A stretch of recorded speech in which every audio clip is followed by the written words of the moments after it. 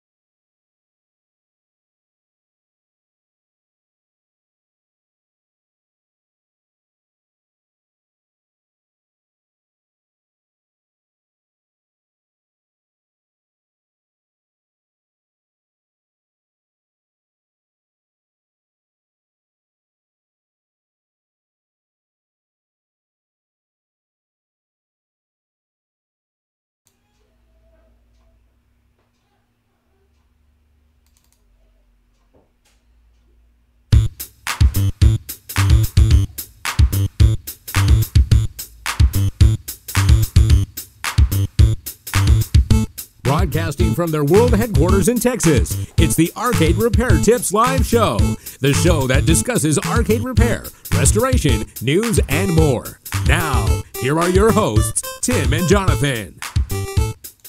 Hello, everybody, and welcome to episode 26 of the Arcade Repair Tips Live Show for January 2019. My name is Jonathan Leung, the producer, director, and editor of the Arcade Repair Tips video series. And joining me, as always, is Mr. Arcade Repair Tips himself, Tim Peterson. Tim, how are you doing? I'm doing good, John. Good. How's everything going with Mr. Gaddy's? It's definitely going. Okay. Definitely busy time still. We have some events coming up, and one we're going to talk about later in the show. But today is something special today. Oh, what is today? Today is April 4th, which is not April Fool's Day. No. 3 days later, somebody was born. There you go. So happy birthday, Jonathan. Yes, that guy is named Robert Downey Jr. And he also plays Iron Man. You might be familiar with him. No, obviously, my birthday is also today. Thank you, Tim, for the birthday greeting, as always. Bon Jovi's the same day as me. Oh, well, there you go. Emmett Smith, too. Yeah, now, my dad has Michael Jordan, which is a pretty good one, too. Cool. But obviously, guys, it is my birthday today. So thank you, everybody, for wishing me a happy birthday already, Tim. I've already gotten several, but we do want to thank everybody for that. Now, Tim, before we get into the show, though, I do want to announce something. We are going to start putting the live show audio up on our podcast feed, okay? But here's the catch, is that you won't get the after show, okay? So you'll get the main podcast audio, or the main live show audio, but you won't get the after show. If you want the after show, you will have to go to the live show on YouTube to watch it, Tim, which is basically what we're doing right now. So, but tell everybody out there what we are going to be covering on the after show today. Well, we got, we'll talk about sports and movies and some things we've been doing. And we're also some informal Mr. Gaddy I want surveys. to take a survey. I've got some ideas on the summer. I want to really push games. And since we're all game players, I want to throw some ideas out and get some feedback from it. Sounds good. So, if you guys want to hear that part and you're listening to us on the audio podcast, Tim, make sure that you check out the YouTube video for this live show, episode 26, as well. Now, guys, we do want to remind you that as we go through the show, you can interact with us via the live chat room. So, Tim, it looks like we've already got a couple of people in here. Louie's in here, obviously one of our social media managers. We want to thank Louie for being here. Camaro68 Robertson says, happy birthday. Thank you. I do appreciate all the happy birthdays, Tim, obviously. So, and who would have thought? We do have something later. Oh, there's something. Unless okay. you want it now. No, we'll wait. Okay, we'll wait. We have a lot of show to get through. All right. But we're going to be answering y'all's questions tonight, obviously, some of the ones that you guys have sent in via email and on our YouTube channel. So we hope that you stay tuned for those. But anyway, Tim, is there anything else you'd like to start us off with today? Obviously, Tim, there's several different seasons in Texas. There's, like tornado season, there's winter, there's fall, but there's also pollen season, and that's where we are right now. Basically, that's where everything is covered yellow, right? So how has that been going for you? Well, I knew it was coming, so I've been taking my Flonase every day and my Claritin every day. I've been pretty good lately, but the cars are all taking a beating. There's no sense in washing them. Just imagine you guys that don't live here, remember back in the day when your teacher, this may be before your time, Jonathan, when they used to write in chalk on a chalkboard. No. I experienced chalkboard. Well, they had a yellow chalk, and it would create this yellow dust everywhere. Well, imagine that times 1,000 everywhere, all over your cars, all over your doors, windows. Looks like yellow snow here, so... Absolutely. Yeah, definitely pollen time. Yeah, so if we sound a little nasally, there's a reason for that. Obviously, it's because of all of the pollen that's in the air. But Tim, I think we can continue on. We've kind of covered our pleasantries and everything. So we will continue on, and let's go ahead and answer some questions. Tim, we did get a hey guys from Iceman. Let's see here. Iceman 1540. Hello. Hey, how's it going? So thanks for being here.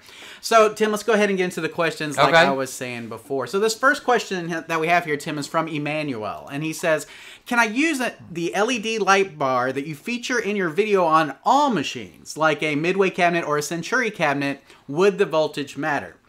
So, Tim, a lot of people who are watching this have probably seen our video on installing a light bar in an arcade cabinet for the marquee light. So that particular one, Tim, I believe only runs off 120 volts, right? Yeah, that one in particular did. Right. So could you use that in any cabinet, or are there some cabinets where that might be the exception? Well, you could use it in any cabinet. It's going to depend how you wire it up. Sure. So you're going to have to tap, if it's the same one we use, you're going to need to tap into the 120. But there are LED light bulbs that run on 12 volts and stuff like that, 24 volt. 5 volt. It's 5 volts. So you need to make sure what your light requires, and then that's how, based on how it's, whatever it's required, is how you'll hook it up. But if you go down to Lowe's or Home Depot, most of them are going to be 110. And the reason, 110 to 120, and the reason for that, Tim, is because that's pretty much the standard voltage that we use here in the United States. 110, 120, somewhere in there, volts AC. And so, so in order for that to work, you need to make sure that you're getting 120 volts AC to it. Right.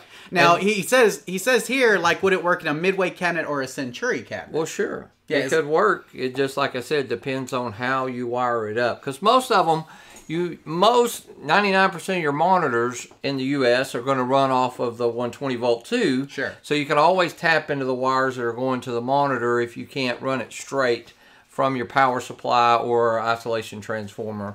Right. Now, there's some cabinets, Tim, like Nintendo cabinets in particular, right, that run off 100 volts AC. So in those cases... what would you have to do? Well, you could get you would have to run it straight from the power cord coming into the game, where it switches in there. I would do it before the power supply in the Nintendo game. Just run as straight as you can, or in a couple rare instances, we have had to run a separate plug all the way out of the game and have two plugs coming out. But most of the time, we like to try to avoid that if possible. We don't want as many, usually one wire per game coming out the back, if we can, all possible. And Jonathan, you were really good back in the day. We would install little electrical outlets inside the game, like a 4-plug, and then we could plug up stuff in there inside to where you never saw it outside. Exactly. And I always liked the way you would do that to a lot of your games, and I think that's kind of a good idea too. Well, and it prevents you, Tim, from having to cut the wire or cut the plug off of like that light, for instance. Instead of having to cut the plug off of it, you just plug it into. In fact, if you want to go and show that picture of that light, you can see, guys, that this comes with a cord.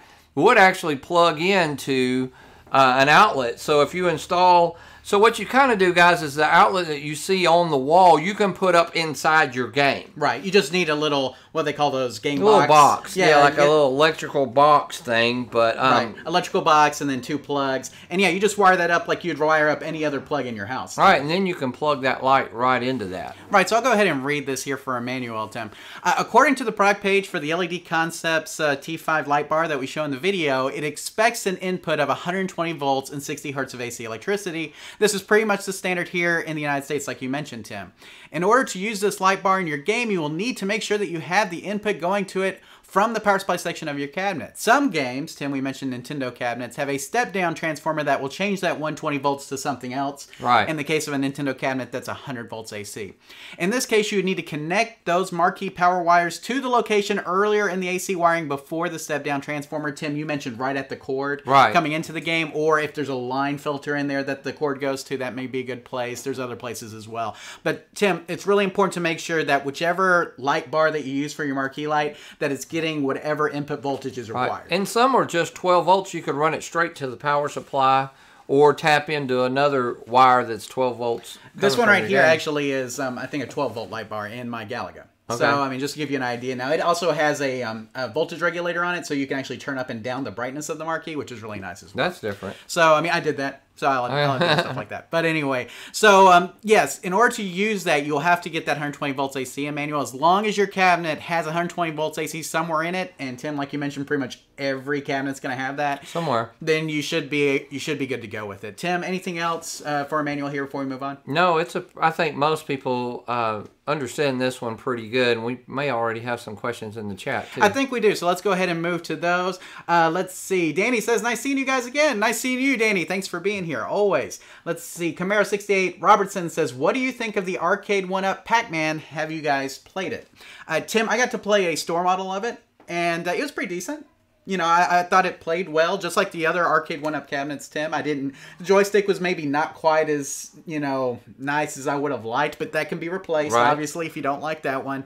But overall, Tim, again, the arcade 1-ups are tremendous value for what you get, I think. Right. Now, have you played the Pac-Man one in particular? I have not played the Pac-Man. I haven't seen it yet. Yeah, there's some displays at the Walmarts around here. Okay. Some of them have the Pac-Man one. I think the one on 64, Highway 64, Tim, has the Pac-Man one. I need to go play it. So if you want to play it. But you can also pick up, you also pick one up or something like that. A lot of places have them. So let's see. Aaron Rothman says, "Did a cap kit and a new flyback on a K7000 and a Z-back. Currently playing Mortal Kombat 2. It seems really dull, like it has slight gray lines running horizontally. Should I try a tube rejuvenator?"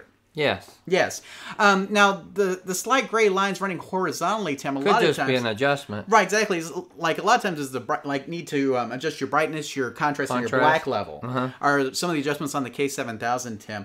Now, and sometimes you have those adjustments, Tim, on the breakout board, and sometimes you have those adjustments on the flyback. Right. Turning up the brightness on the flyback usually will give you the little raster lines, as we like to say. So you may try turning that one down, and turning the other ones up, right? So turning the black level and the contrast up on the breakout board up, and then turning the flyback brightness down to see if that actually helps. I was trying to think of what else, Tim, with that. I mean, the cap kit should have solved a lot of the brightness issues. Right. And anytime you do a cap kit, a lot of times you do have to make several adjustments after because you've changed a lot of it. Exactly. So you got to go in there and really tweak and adjust it a lot of times. Sounds good. So Aaron, hopefully answers your question. If you have any other details that you want to give us on that, please let us know. Let's see. Louis says, "Check your caps. Make sure they are the correct direction, proper places." Yes, you could do that as well. Never a bad idea, Tim, to double check your cap positions. Right, or even just touch up the solder on there. A lot of times I've been in a hurry or didn't quite get a good connection on my solder either. But like you mentioned, Tim, whenever you do a cap kit, all those adjustments that were perfectly adjusted are now unadjusted, basically, because now you have caps that are working properly. And so a lot of times you do have to go back and make adjustments. Yeah, I've seen times where we did a cap kit and I thought, gosh, that didn't work. And then I went and started adjusting. Oh, now it was able to bring back some, the adjustments actually made a lot of difference. Whereas before I was turning it, wasn't really doing much. So it didn't look a lot that great when we were done. But as I began to adjust and work on those things, the picture did get a lot better. Sounds good. But we did ask about a tube rejuvenation. That's never a bad idea, especially on an older game. Yeah, exactly. If you've got a tube that's older that you definitely notice some duller colors on, Tim, or maybe some over brightness on, tube rejuvenation can help that as well. Okay, Tim, I think we're caught up with the live chat. All right. So we will move on here to AJ, Tim, and let me bring up AJ's question for everybody at home.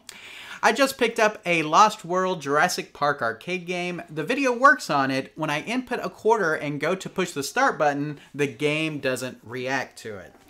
So, Tim, I think you've probably seen a Lost World Jurassic Park. Probably. Oh, yeah. Have you had one in the past? Gosh, I think so. Yeah, we've had one before. Okay. So, it was a light gun game. Right. Okay, and I think they made a stand-up one. It kind of looks like a virtual cop. And then they made a sit-down one, and the sit-down one with the moving seat back in the exactly. day. So, they have a couple of different versions of it, Tim.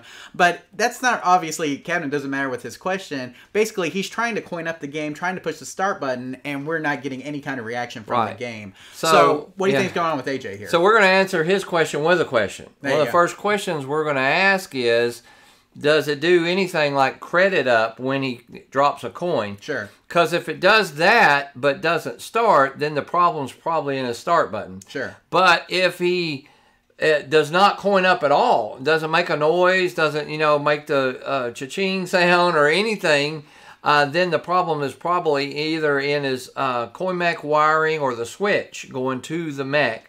And those are a couple things that he needs to check. So we kind of need to know a little bit more information, but that's how we would troubleshoot it. If it was coining up but not starting, then we would check the wiring to the start button. Most of the time, a ground will come off or something like that.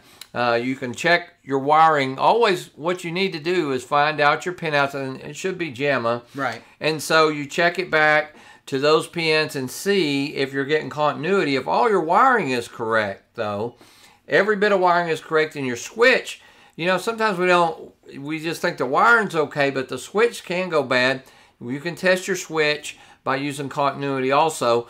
If your switch is good, your wiring is good and all that, then you could have a board issue, but that's a lot more rare than a wiring or a switch issue. So that's the two places that we're going to check first. Like I said, that question that we're going to ask first is, does it do anything when you coin it up and not start, or does it not do anything, so thereby it's not starting because it never coins up? Right. And so we got a couple of videos I'm sure he could watch that would help with that. But those would be a couple of questions that we would need a little more information on. Sounds good, Tim. And so we'll go ahead and throw up the slide. I think you covered pretty much everything that we've got here, but I'll go ahead and read it.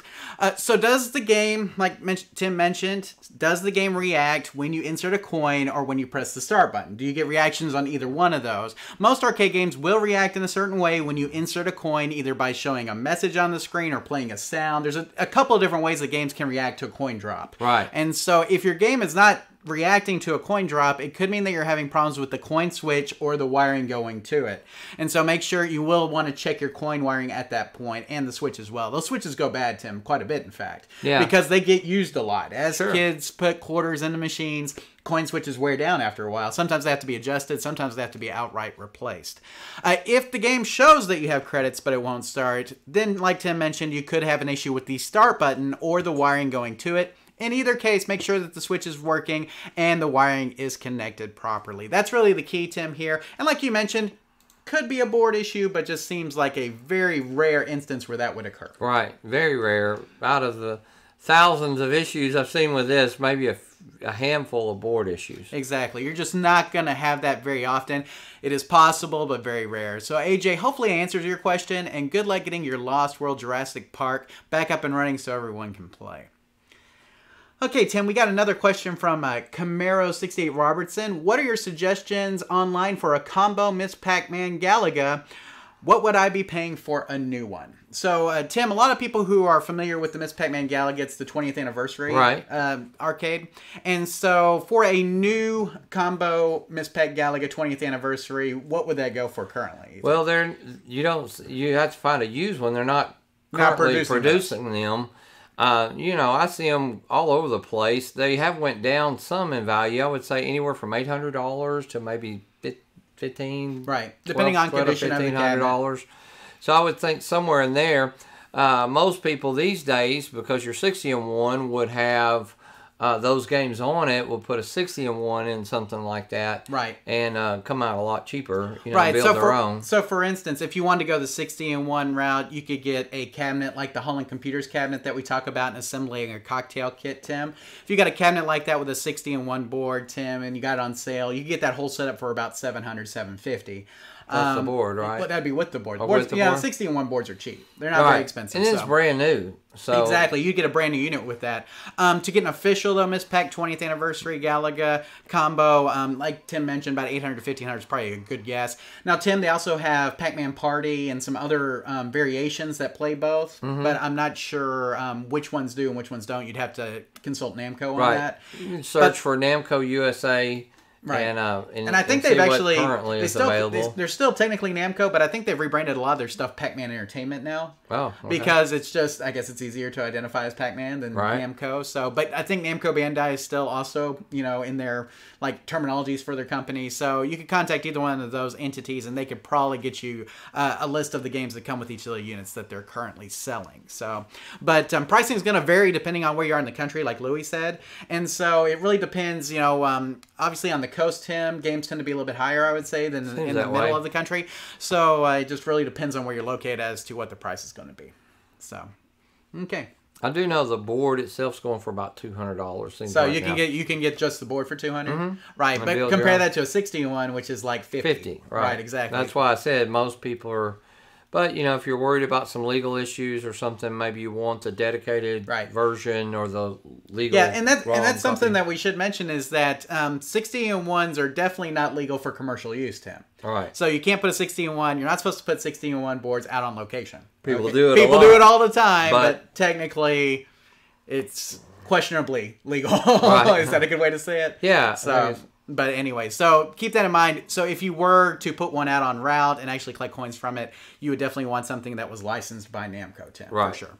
So, okay, Tim, I think we're caught up. So let us move on. And the next one we have is from Ray. And Ray says, how would you wire up a trackball to a Pandora's Box 5S board? It has 999 games on it and 6 buttons for each player. Is there anything out there, like a video or something, I could buy? Okay, Tim, so we have a question from Ray. He has a Pandora's Box 5 board. Now, Tim, obviously, 5S, excuse me. Right. Obviously, these Pandora's Box boards are very popular now. We've seen a lot of them. There's a million different variations of them, kind of like the 60-in-1. Right. Except they have a lot more games. Exactly, and they also have way different varieties. So a 3 is different than a 4, is different than a 5, 5S, 6, and so on. Right. Okay, and so... like iPhones or something. They come out with a new one every 3 or 4 months. Right, I think that's actually a very apt comparison. So kind of like how iPhones are, that's kind of how Pandora's Box boards are. But I have noticed that like the 5S does have some trackball games. All right. Okay, so the question is, can we wire up a trackball to this? Well, it may be possible, but not easily. It's not really made. It doesn't come with an easy way to do it. Right. Now, I would assume you could wire in some stuff to the player 2, 1-up, and all that, but it's probably not going to play right if the software doesn't support it. Right. And as far as we know, it doesn't. Right. So you really need the software board that's going to support that. And unless we're mistaken, I don't think it does. Right. I don't think the Pandora's Box as a whole, Tim, support trackball, which is kind of funny to put trackball games on there. Right. And not support a trackball. But we know that the Game Off boards do support a trackball. Okay. Right. Because like the 4 and 12-in-1s and the horizontal versions do have a place for a trackball. But unlike those, Tim, the Pandora's Box boards don't. Okay, people have done research and found that there are headers on the board, Tim, that you may be able to hack into. That's what I said. It would take some hacking to do it. But it looks like you'd have to do, like you mentioned, a software update of some sort because the software natively on it doesn't seem to support trackballs. Right. So, like you mentioned, a lot of work would go into that. Or if there's some kind of converter board, we're not familiar with it, but that doesn't mean there's not one. So if somebody knows of one, maybe they could chime in on that. So I'll go ahead and throw this up here, Tim, for Ray. From our research, it doesn't look like the Pandora's Box boards have trackball or spinner support at this time. While some versions of the board have a 6-pin header on them for these types of controls, we don't believe that the software is actually set up to accept them. And Tim, that would be the key. So, the crazy thing is that many Pandora's Box boards contain trackball and spinner games in their list. While these games can be technically played with a joystick, this is definitely not the way to play these games or that they were intended to be enjoyed. The Game Off boards do support these controls, Tim, so if you're going to go that route and you want a trackball, you may look at Game Elf boards instead, Tim, which are very similar to the Pandora's Box boards. A little bit different menu system, but you can find Game Elf boards that play a lot of games just like the Pandora's Box boards. Yeah. So, unfortunately, Ray, we couldn't find anything about, like I said, hacking that trackball into that 5S.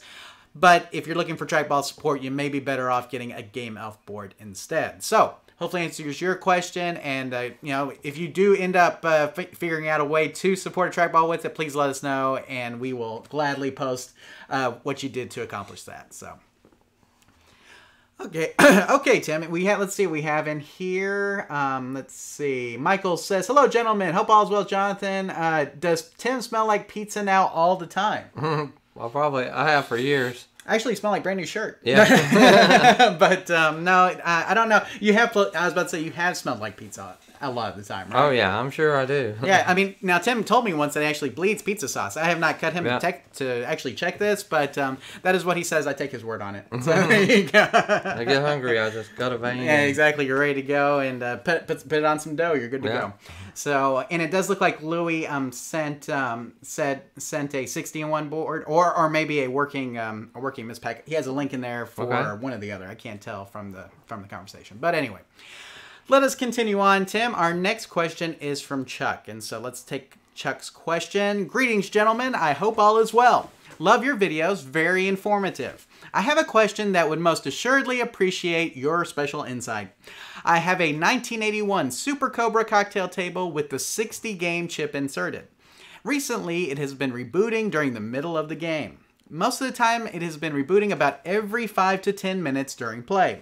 Do you have any insight as to why it would reboot? Otherwise, it seems to work as intended. Thank you for your assistance. Best wishes, Chuck. Okay, Tim, so we have Chuck here, and Chuck has a Super Cobra cocktail that somebody converted to a 60-in-1. That's what it sounds like from his description. I feel like that took some work. Yeah, probably. So the question is that every 5 to 10 minutes, it's rebooting. Right. So it'll actually reboot and then start over during gameplay. Okay. Okay, and so Chuck wants to know, what can we do to prevent the reboot? Well, generally when we see a game rebooting, one of the first things we suspect or we're going to check into is the power supply. Right. That is very indicative of a power supply starting to fail, or one that just needs to be turned up a little bit. Sure. Because you would know this, Jonathan, as a programmer, as certain points of a game require more processing power. Right. And when it's kind of taxed, or later in the game, or as it heats up, it is not able to put out enough voltage, and thereby it will just shut down. It's not getting the power. Just be like unplugging something right in the middle of having a fan on and unplugging it real quick and plugging it back in. It'll disrupt for a minute. Right. So that's the first place we're going to check. After that, then it could be a board issue or some other problem. But most of the time when we see a game that's resetting like that, especially if it's pretty regular, like he's talking about every 5 minutes or so it'll reset, that's usually indicative of the power supply failure. Absolutely, Tim, and I agree 100%. When we see rebooting issues like this, guys, power supplies are always the first thing to suspect. Now, Tim, I recently came across a different problem with Cruisin' USA where the power supply was fine, but it was rebooting. It turned out to be the CMOS battery was bad on the board that was causing that. And so sometimes you'll have stuff like that. Tim, obviously in a game of this age, we won't have that problem. Right. But power as a whole, Tim, usually does cause some reset, or cause the majority of reset issues. And so that's always the first place to check. So let's go ahead and throw this up here, Tim, for Chuck. He says, or we're going to say, game resetting issues like this one you're describing are usually caused by a problem with the power supply in your cabinet.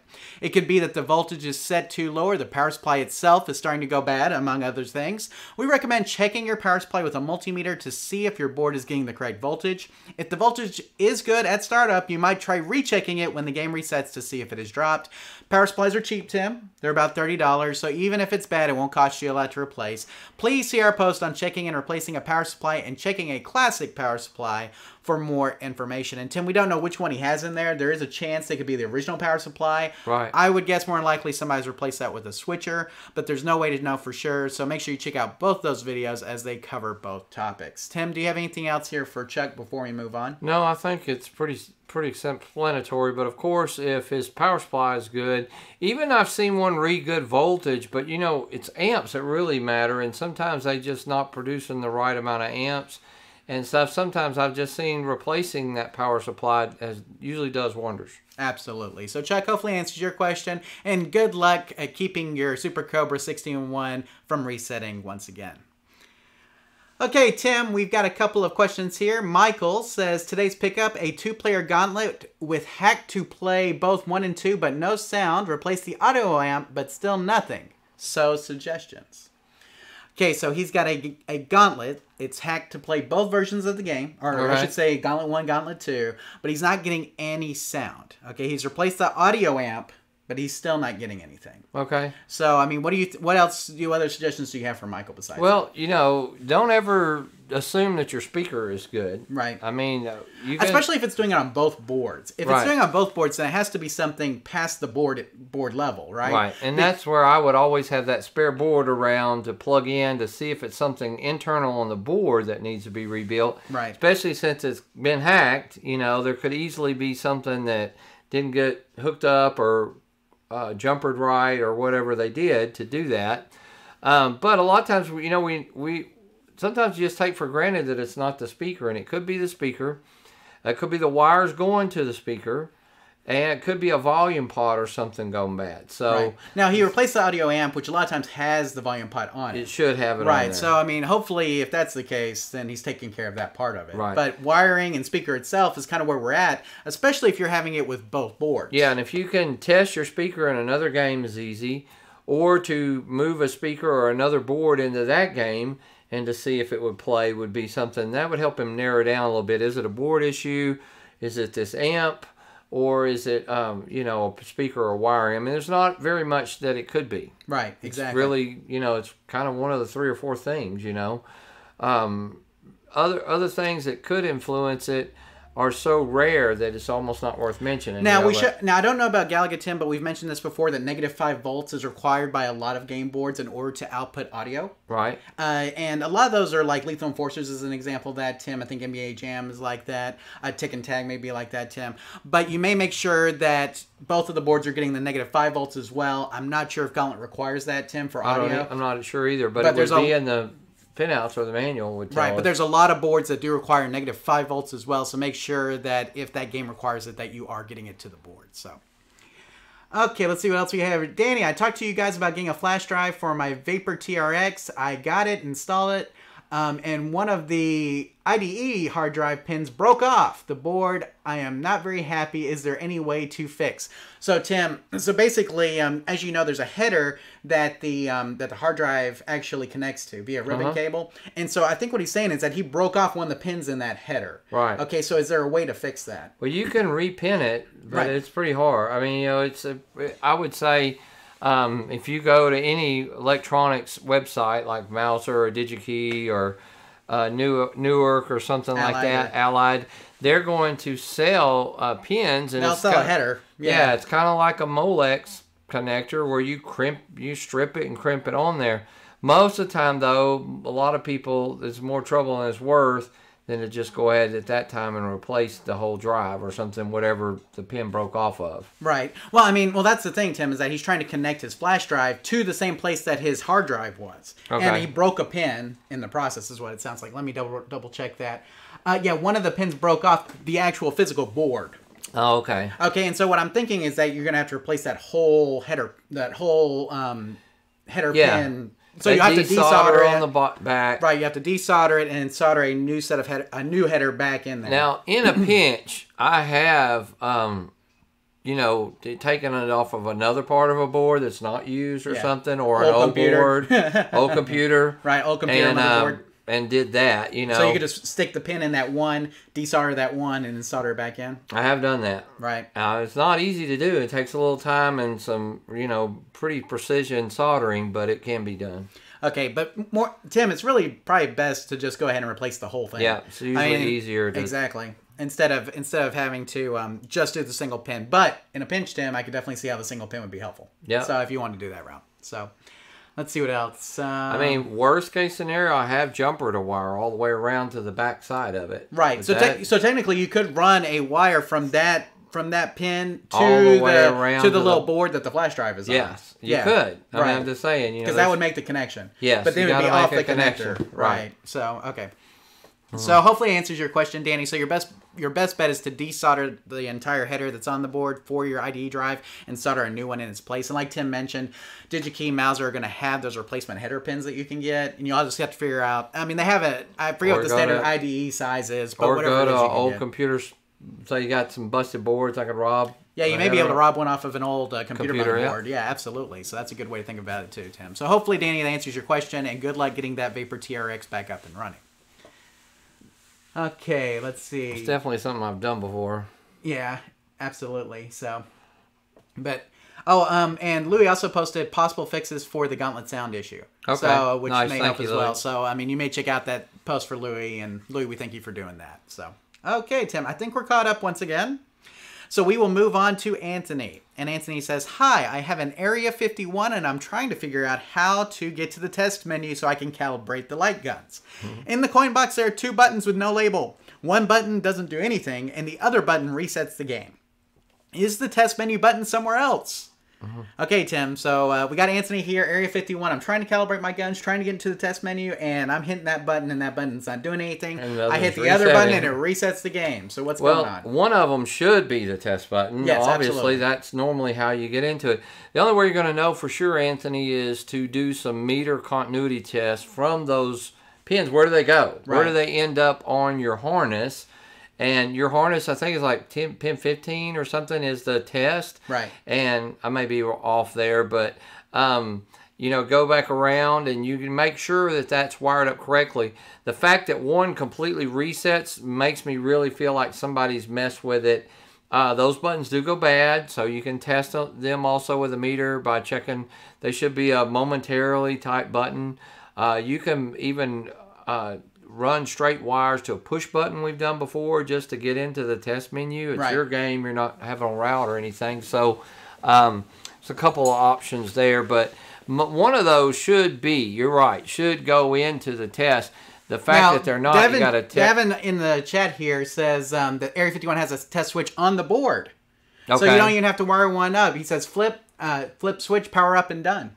So there's actually an actual test switch on the board that he can flip. That's as well. awesome. So that means he doesn't have to wire one up. I didn't remember that. I didn't know that thank either. You, Devin. So exactly. It's always good to get some other input from the chat here, Tim. But apparently you can just flip a switch on the board, power it up, and it'll boot up in the test mode. Okay. So if that's the case, check your dip switch settings. And just... Now with that said, we still like having a wired switch up in there, and so we would recommend wiring up a test mode switch. And something's really wrong there if it resets if you hit it. Right. It must be shorted, or they're both hooked up to that one button. It's kind of what it sounds like. It's like you're hitting test and service at the same time, and it's just like, well, okay, I'll start over. I don't know what you want to do. Right. So run your wire checks all the way back to the board. But thank you, Devin, for that tip. That was a good one. Absolutely. So hopefully, Anthony, that answered your question. Let's go ahead and put up this slide here, Tim, with the stuff that you talked about. Usually, the 2 buttons located inside the coin door are wired to the test, pin 15, Tim, you're right, and service, pin R pins on your JAMA harness. You are correct in assuming that one of these buttons, usually the test button, would take you to the test mode so you can calibrate the guns. And Tim, I put up a little test. That's what it looks like on the Area 51. Okay. From your description, it sounds like these buttons are either not working or wired incorrectly. We recommend using the continuity setting on your multimeter. Check the buttons themselves and the wiring back to the board to make sure everything is working properly. Or Tim, like Davin mentioned in the chat, you may just be able to switch a dip switch or something on the board and get into the test mode. That's cool. Which is really easy as well, which means it wouldn't require any additional wiring on your part. So either one of those will get you into test mode, Anthony. So try those and let us know if you have any trouble with them. Hopefully you can get into test mode and calibrate your guns. Okay, Tim, let's see here. Now, Michael gave us an update. He says it's a one-board Ion Pool Gauntlet multi-hack on the Gauntlet. So it plays Gauntlet 1 and 2, but it's a single board. Okay. So there's a possibility that there's some issues on the board with the audio as well. That's quite possible. Right. So, and like I said, Louis did also post a link to some soundboard issue things that may help as well. I don't know that board specifically good enough to know about the sound troubleshooting on it as far as like where it is on the board or anything like that. We could look at it and see, but don't know off the top of my head for sure.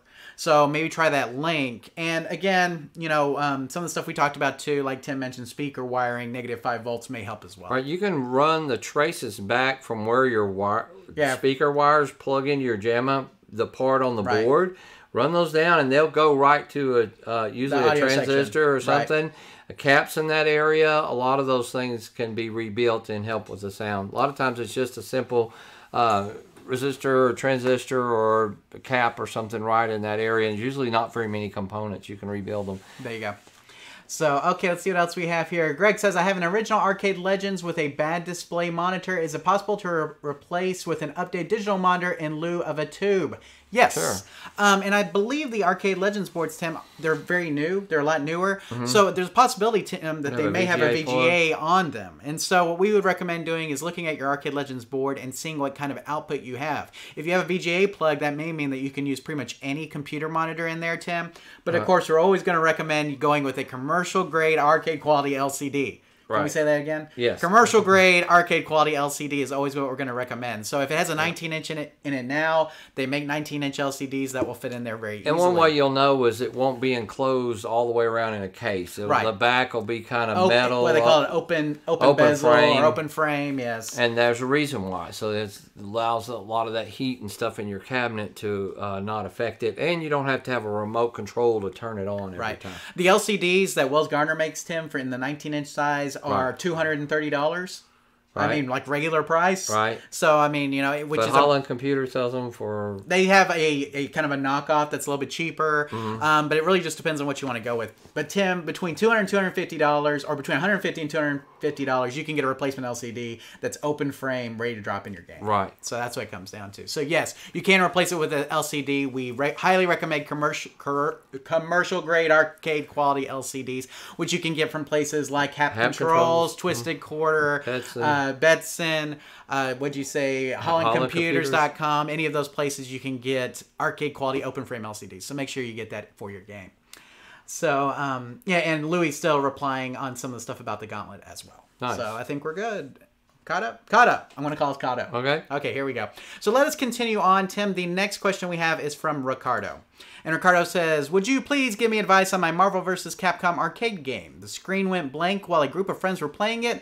Later yesterday evening, I noticed the 4-amp fuse was gone. So this afternoon, I put a new 4-amp fuse and it popped immediately when I plugged the arcade in. Any ideas what is wrong and what shall I do? Attach pictures of the arcade and cabinet. And Tim, I went ahead and threw these up here. So as you can see, Tim, it's one of these Dynamo cabinets. It's got, you know, Marvel vs. Capcom in it, Tim. Sharp image monitor in there. Okay. Okay, so and you can actually see where he did it. So, Tim, the fuse, I mean, just looking at his cabinet here, I didn't see any fuses in the bottom of the game. Right. So I'm pretty sure that the fuse he's talking about is on the monitor chassis. Right. So Tim, he's blowing a 4-amp fuse on the monitor chassis. What do you think's going on with Ricardo's sharp image monitor here? Well, that would be my first question. Where was the fuse that blew? If it's down in the bottom of the game, it could be multiple Now, areas, I will say this. Yeah, Ricardo did send us a additional email with follow-up saying it was on the monitor chassis. Okay. So we know that right now. If it's on the monitor chassis, then there obviously is a problem in his monitor chassis. Right. And usually it's in the power supply section. Could be a problem with the hot or something in that area. Usually it's the hot, you know. Now, and Tim, I think this is a great opportunity for us to take a moment to plug one of our videos on troubleshooting games that are playing blind, where we had this exact problem where we had a chassis that was just popping fuses, and then you can see us walk through all of that. Tim, of course, we replaced the hot. When we replaced the hot, what happened? Right. Fuse we saw the arcing. Right. And so then we replaced the flyback. So it could be, now, not saying that your particular problem is hot and flyback. Could be diodes, could be something else in there. But it's usually, like Tim mentioned, in the power supply section of the chassis. I think if you'll watch that video, literally anything that could go wrong, can go wrong is in that video. And it'll be one of those things more than likely. Now, Tim, I was able to track down just from the pictures Ricardo sent us which sharp image monitor he has. He has an SI727R DS. Okay. Okay, and so I put that here in the reply, Tim. I'll go ahead and show this. From your pictures, it looks like you have a sharp image, like we said, SI727R DS monitor chassis in your game. When a fuse blows on your chassis, it's usually indicative of a problem in the power supply section. Check the horizontal output transistor and other parts in this section to make sure they are working properly and that there are no shorts. And like we mentioned, Tim, see our posts on troubleshooting games that are playing blind. And Tim, you know Ken Layton? Yes. He has a great repair guide for this monitor, and we have a link there to it, which we will be putting in the comments, or we'll be putting in the show notes down below. It's not down there now. That's where I would definitely go. Right, but it actually lists all of the parts that are in the power supply section, Tim. Okay. So you could go through and check each one, and it lists what it is. Okay. So you can order it. Wow. So you could go through, check each part in the power supply section. So that would be a great thing to go ahead and watch that and just go ahead and replace all that stuff. Exactly. Well, I mean, you don't have to replace all of it, test all of it, or if you don't want to test it, you could buy like a whole, like you mentioned, you could buy all the parts. But test the stuff that he has listed in the power supply section, and then that should tell you, that should allow you to troubleshoot exactly where the problem is in your power supply. So there you go. So Ricardo, hopefully answers your question. But Tim, like we mentioned, Hot is a very good place to start because it seems like whenever we get fuses blowing, it seems like it's a hot issue, especially when it happens all of a sudden. Right. And I think in this particular case, it's very possible we can have a hot issue and maybe caused by a bad flyback. Probably so. So there we go. So, Ricardo's he's in the chat room. Oh, hello, He says Ricardo. thank you. You're welcome. And I will look. Okay. You're welcome. So that thanks for being link here. would probably be more helpful than anything I've said tonight. I'm going to put that up here so you can see the link down there. It's the very last part of it there, Tim. And we will be putting it down in the show description as well. But bit.ly/SI-727RDS-guide. Ken Layton, Tim, obviously knows his stuff. And he was able to go through there and pretty much break down every part that's on the chassis. So he actually has it broken down by section and which parts are in that section. Which is great, man. It makes it easy. You could have asked for a better monitor to happen to then if you could go to that link and get that kind of information. Absolutely, Tim. So, Ricardo, hopefully answers your question, and good luck getting that Marvel vs. Capcom back up and running. Tim, I have a Marvel vs. Capcom as well. Oh, yeah. Love my Marvel vs. Capcom. It's a great game. So, okay, let's see what else we got here.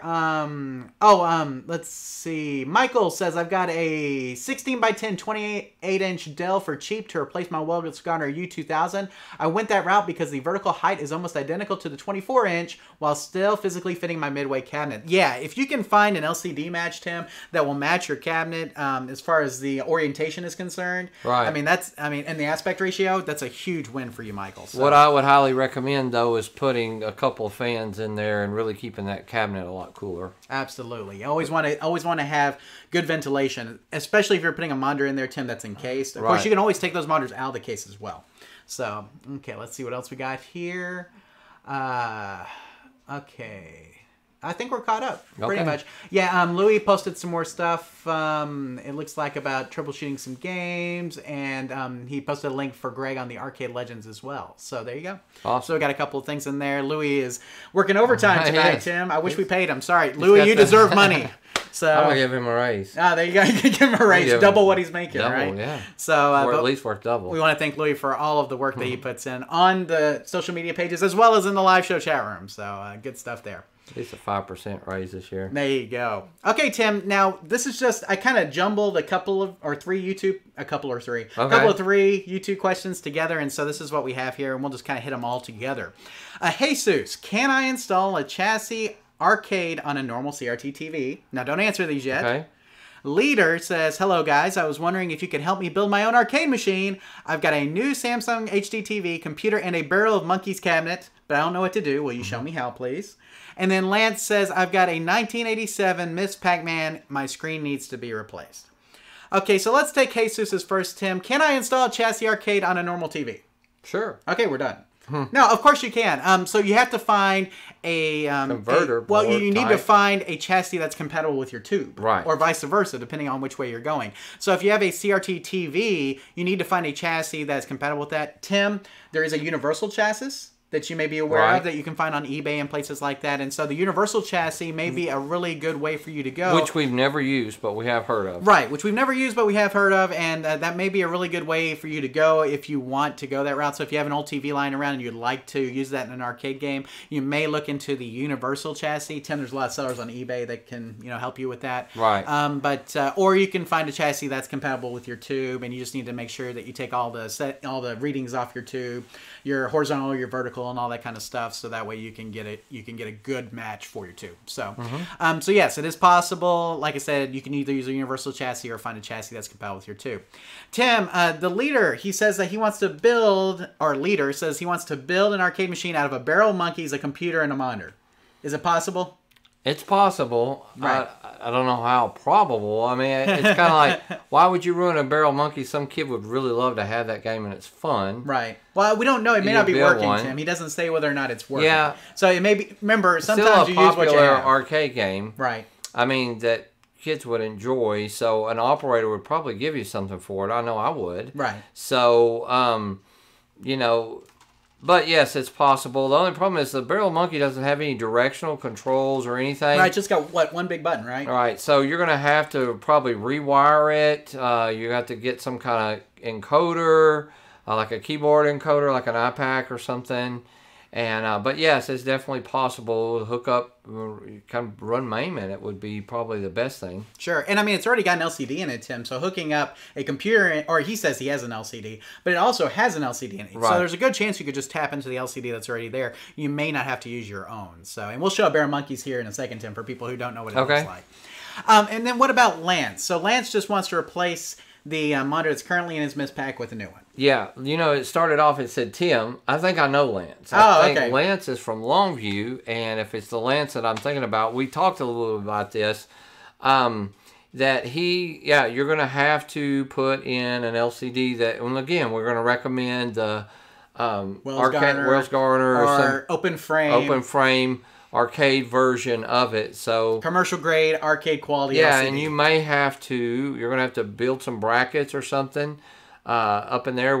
Just wood brackets would work. Right. And something to brace it sets in. We have a video that we have recorded that I have not edited. Do not blame Tim for not releasing videos. It is totally my fault. I will take full responsibility for it. We have like 10 in the can, and I can't find the time to edit them. That's all right. So it is what it is. I'm sorry. Can I get some leniency today, hopefully? Well, I require a lot of editing. they don't know this either. All the outtakes and stuff, and well, they might know by watching the live show because we don't edit this. That's right. This is totally unedited, totally unscripted. Well, I should say not unscripted, but right. mostly unscripted here. So yes, but it's not that it requires so much editing. It's just that the videos we've shot recently are pretty long, and it takes a long time to edit a long video. Right. And that's what it comes down to. So look for a video coming sometime about that. Yeah. So yeah, exactly. So there we go. Tim, so let me go ahead and go over all of the questions that we got here. Hey, Sush, yes, you can use a universal monitor chassis or find another chassis that's compatible with your tube. And Tim, I went ahead and linked to the 8-liners tube swap page because that will show you how to take the readings off your tube. Right. Because even if you buy the universal chassis, you'll have to take the readings off your tube so they know how to set it up for you. Gotcha. Okay, so that's something to keep in mind. Louis also posted a link to the universal chassis for 25 to 29-inch monitors. Nice. So if you need that, he posted that in the live chat. Leader, the process should be pretty easy to convert your Barrel Monkeys to an arcade cabinet. Monitor and computer connection should be the same as it was outside the cabinet. Tim mentioned you'll need a joystick and a keyboard encoder more than likely, and an amp for the speaker probably. A lot of work. This really would be a pretty difficult conversion than most games would be. Right, now you'll see the speakers though that has on the sides there, Tim, and the LCD monitor. I mean, I'm thinking you can tap into most of that stuff. So really, you need like a joystick, buttons, keyboard encoder, and computer, and an amplifier. If you had those things, you could probably make it into a MAME pretty easy. Yes. But like you said, if it's a working Barrel Monkeys, I think you'd want to keep it a Barrel Monkeys, right? Right, and trade for an empty cabinet or something that you could convert a little easier. There you go. It's more set up for it, you know. Absolutely. So, and then Lance, CRTs in this size are tough to find in the 19-inch. We can find bigger LCDs now, or bigger CRTs now. Right, you can find the 25, 27s, but you can't find 19 inches. So you really have to go LCD, like Tim mentioned. And again, open frame, commercial grade, arcade quality LCD. We have a link there, Tim, to the Wells Garner 19-inch that Twisted Quarter sells. That's a great example for you. So if you want to go to that link, which we'll also put in the show description, you can go there and get that one. That one should work in your game. Tim already got the converter board, converter installed. So I mean, all you have to do is just basically it's plug and play. You hook it up. Right. I'd say plug and play, but you have to hook it up. You'll have to match the current wiring in your cabinet to the pinouts of the new monitor. But once you do that, you should be good to go. So, okay, there we go. Did we cover everything? We get through all three of those? Awesome. Now, Tim, we have your tech tip next, but we do have a couple of questions in here before we get to that. So, Delusional says, hi all. Delusional submitted his channel for us to show on the live show. Right. But we didn't get, we did the outline before we got his email. So, Delusional, we're going to try to fit you in next time. We already reviewed your channel. We do think it qualifies. So, we're going to try to get your channel on the next episode. So, watch for that coming up on the May episodes 27 for Delusional's Arcade and our promotion for him. He's got a question, though? No, he's just saying hi. Well, Michael says, my wife Danny is listening too. She says, hey. Well, hey, Danny. Hello, Danny. There you go. So we don't mind throwing Hayes out. We'll throw Hayes out all day long. So, okay. Danny, great. You guys have helped me out. I fixed a lot of my arcades because you guys. Thank you very much. Oh, thank you, Danny. It's always great to hear that from everybody. We love to hear people fix their games, Tim. That's why we do what we do. Let's see what else we got here. Oh, and, Delusional says he looks for 19-inch televisions when looking for replacement monitors. And, again, easy to do like we talked about. Find a 19-inch TV. You can get the universal chassis, or there's a lot of different, like, older chassis, Tim, that will fit and will work fine. So, yeah, if you want to go CRT routes, still can't find 19-inch CRTs out there, but they can be a little tricky to find sometimes, unless you want to, unless you want to dig through Goodwills and junkyards and stuff like that. Good place to get them. There you go. So, okay, there we go. Okay, I think we're caught up. Are we caught up? Cool. Okay, Tim, it looks like you've got your tech tip for this month. Why don't you tell us what your tech tip is? Okay, we're going to talk about a test pattern generator. Okay, so what is a test pattern generator? Well, pretty much it's something you hook up to your monitor and you can run through test patterns without a board or anything hooked up, where you can see and make adjustments to your monitor, kind of for those of you who really like to get it dialed in and correct. Okay. Or to see if the problem is in your monitor. It does kind of help troubleshoot that a little bit too. Right. If it's we have a lot of questions. Could it be my tube, or could it be the chassis or whatever? This could help with that also. Gotcha. So let's go ahead and put this up here, Tim, and you can tell us a little bit more about it. It says the CraftyMech Test Pattern Generator is a very handy device for arcade monitor repair. Tim, we have the product link and the purchase link here. So tell us a little bit more about exactly how this works. Well, it's got a 9-volt battery. That's all it is. And then it just hooks up and features a dozen patterns that I'm just kind of reading here. The crosshair, hatch, color bars, solid colors, checkerboard, multiple sync outputs, so you can test different kinds. Horizontal, vertical, positive, negative, composite, positive and negative sinks, all that kind of stuff. Red, green, blue cutoff, and inverted mode for Sanyo Sharp monitors, which is really cool. Right. That it allows you to do that. Can you remember the price on it, Jonathan? I can't off the top of my head. I think it's less than 100, but I'm not sure, like right off the top of my head, what the pricing was on it. I'm sure Louis could probably look it up for us. Especially if you've got a lot of games. If you just have one game, I don't know that this is necessarily something, but if you've got a garage full like you, Jonathan, or just you're that kind of guy that you like to have a lot of different tools, definitely for the intermediate kind of person's toolbox, or go leaning towards more advanced. But some of you guys are real particular, and that's great. You really want everything to look and play like new.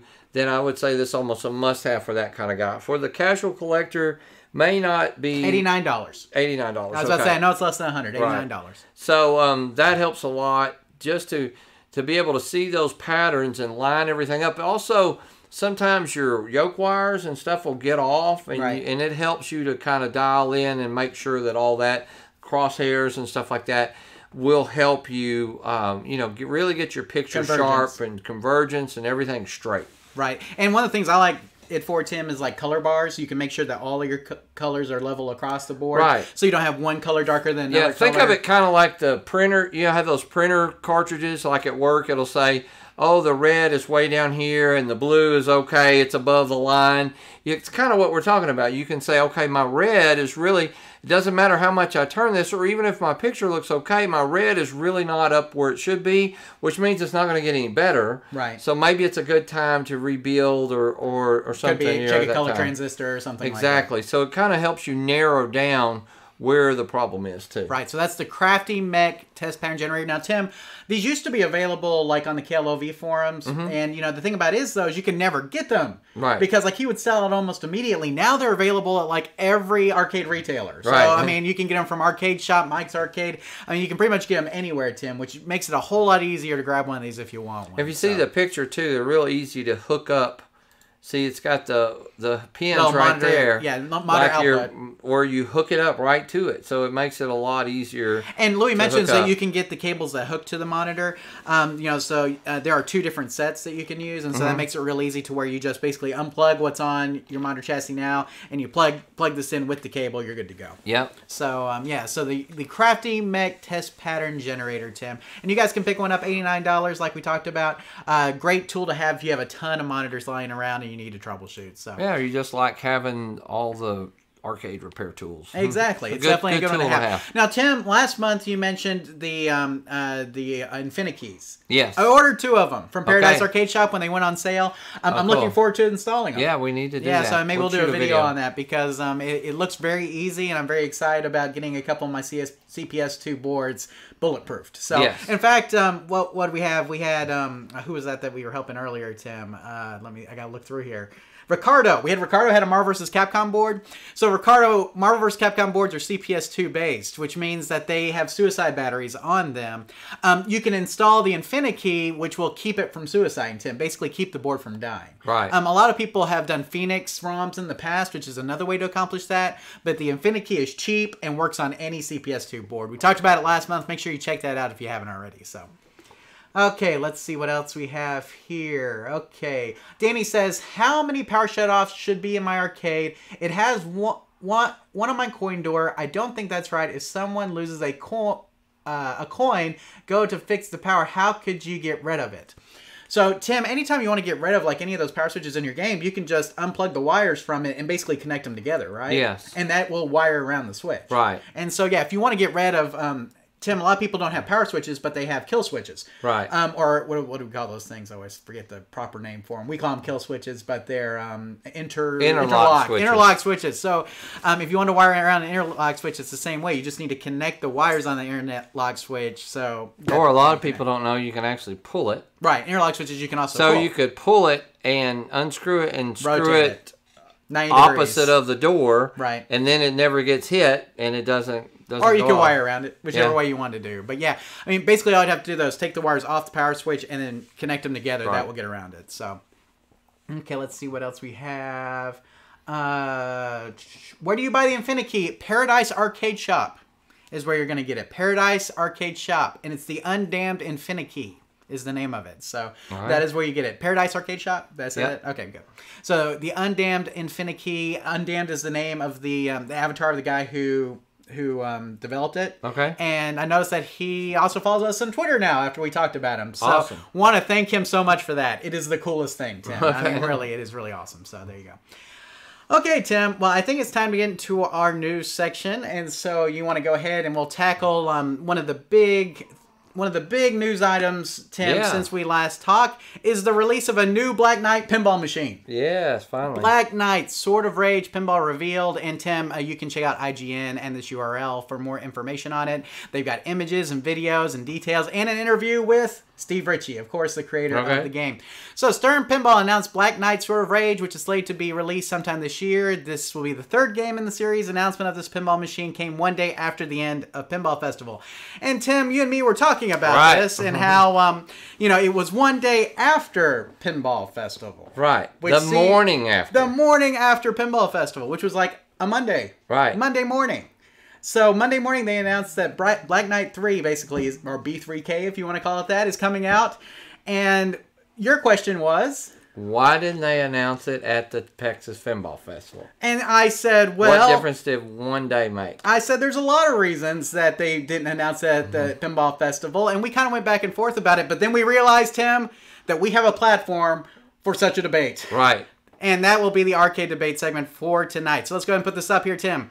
Should Stern Pinball have announced Black Knight Sword of Rage at the Texas Pinball Festival instead of announcing it one day after? So, Tim, you and me were arguing about this, but instead of arguing about it over text, we will now argue about it in real life. All right. On a live show. And so, Tim, let us draw our battle lines. Okay. Okay, and we'll do a little restart here, and then we will continue. Are you ready? Are you okay here? Oh, okay. Just trying to find that line. Okay, there you go. Yeah, you got your elbow in my space. Yeah, get out of there. Anyway, so we'll do a quick reset here, guys, and then we'll come back with our debate.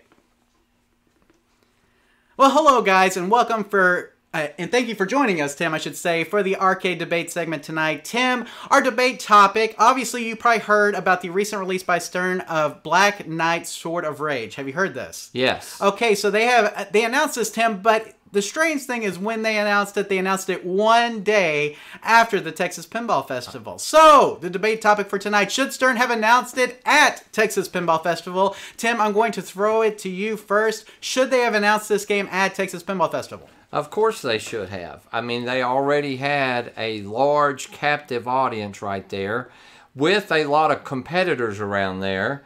I think it would have been a great thing for them to announce. I don't see what difference one day made.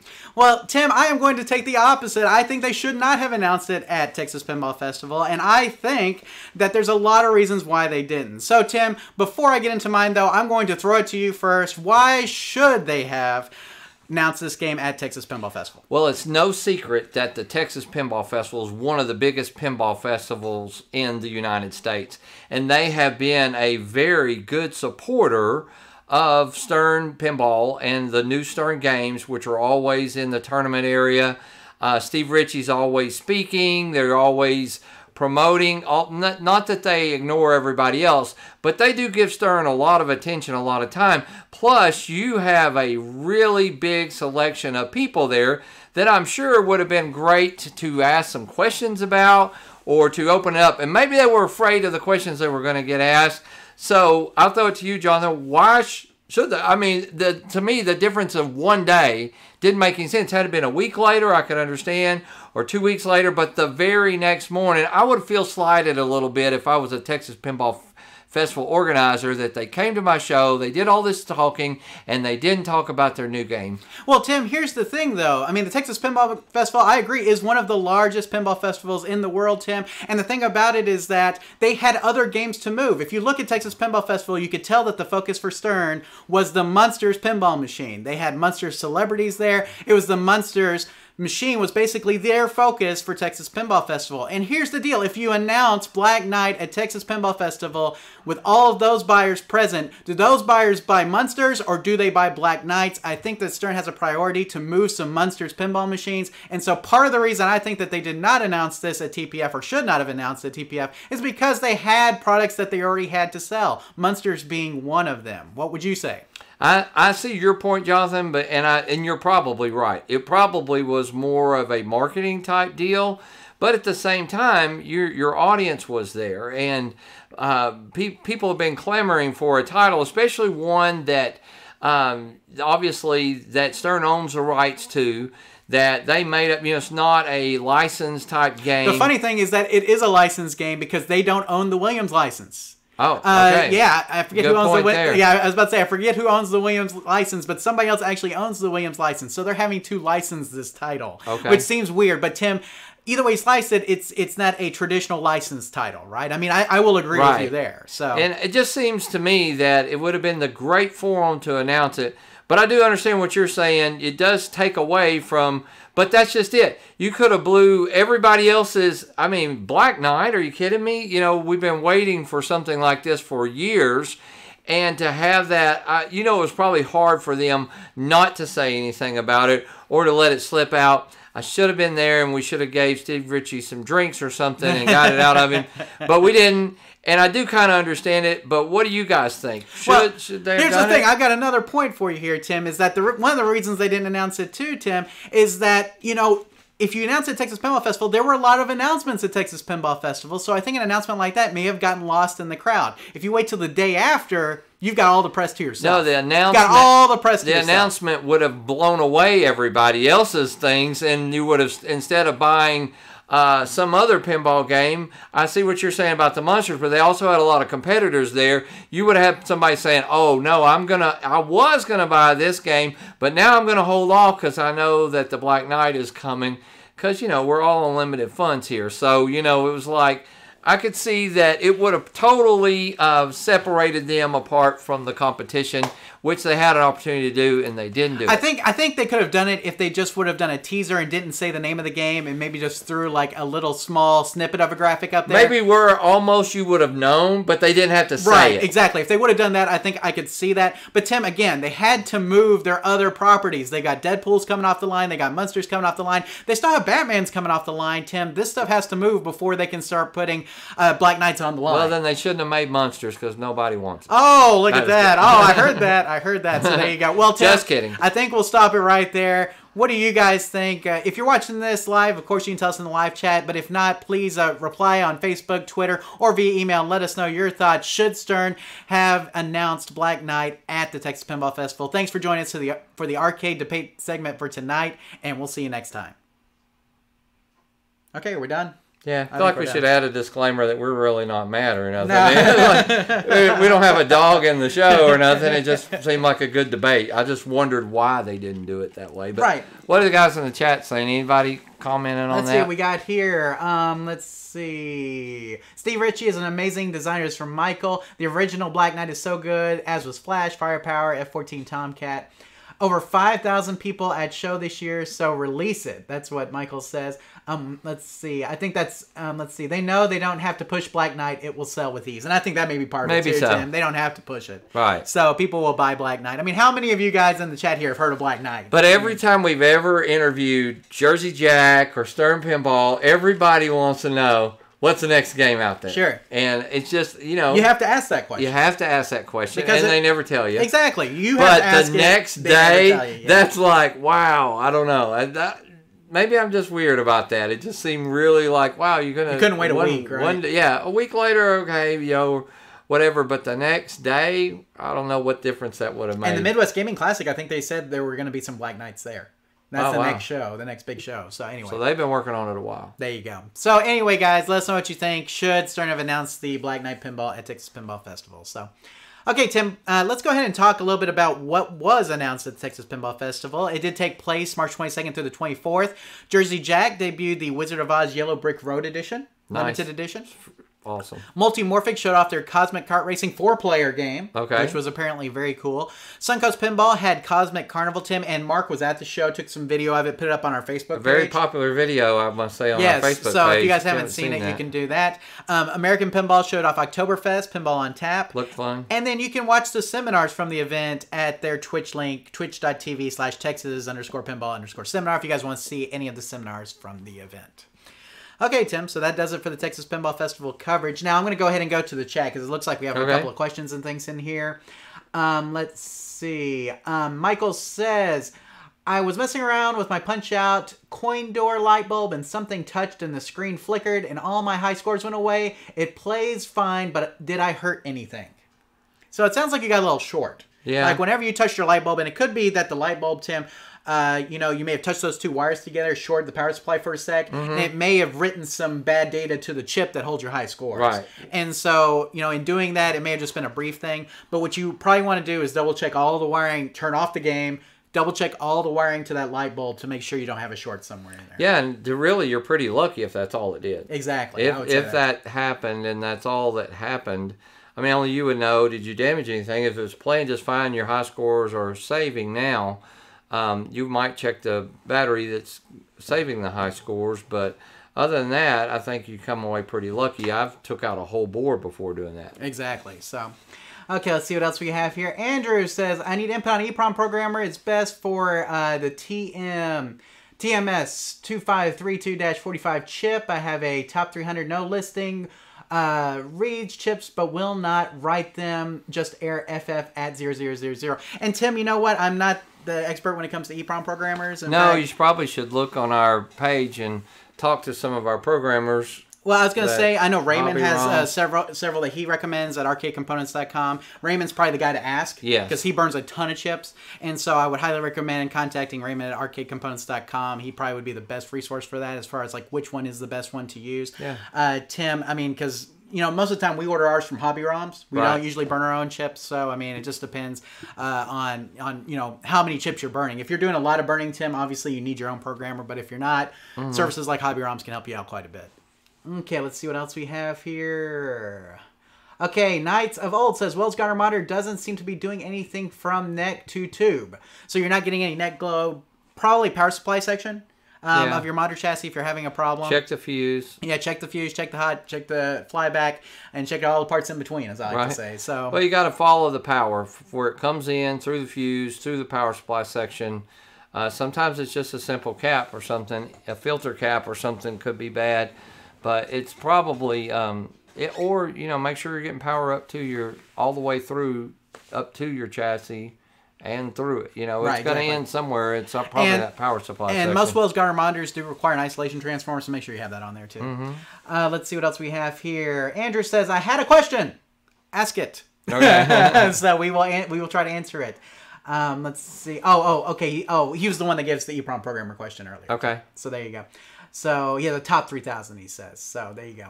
Okay, he's trying to burn Pac-Man chips, it looks like, Tim. Okay. So Pac-Man ROM. So then he definitely would be able to tell you which one would be better. Yeah, I definitely would contact Raymond on that because, like I said, he's the guy that we go to for a lot of our chips. ArcadeComponents.com would be the guy to try out. So, okay. Are we caught up? I think so. So let us move on, Tim. We have another news item here, Tim, that got a lot of traction on our social media pages.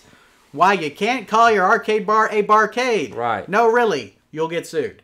You and can. that is it. And this is from Eater, Tim. The company that has the barcade trademark has been sending cease and desist letters to any entity that has tried to use the term in the name for their establishment. While many people believe that the term barcade has become a generic description for an arcade bar, the trademark has yet to be challenged. And Tim, that really is what it comes down to. So Barcade, capital B Barcade out of New York, has been sending cease and desist letters to pretty much any arcade bar that says Barcade. Right. But really, they haven't received many challenges on it. Okay. And even though their trademark is pretty what's the word? I mean, it's pretty good trademark. They really haven't challenged it. And the way that I know it's generic is that there were a lot of reporters, Tim, that if you read stories for arcade bars, what do the reporters use in their stories? They call it a barcade, you see? So if reporters are calling it a barcade, Tim, and these reporters, they're not arcade people. Right. You know what I'm saying? They're just reporters. If a reporter who's not familiar with arcade things calls it a barcade, Tim, to me, that means that term has gone generic. Gotcha. But without a legal challenge, Tim, without somebody to stand up and say, we're going to fight you on it, obviously they continue to have this trademark. And the more of these that they win and the more cease and desist that they get, obviously the stronger that trademark has become. But what do you think? Do you think barcade should be a generic trademark? Well, no, I don't think so.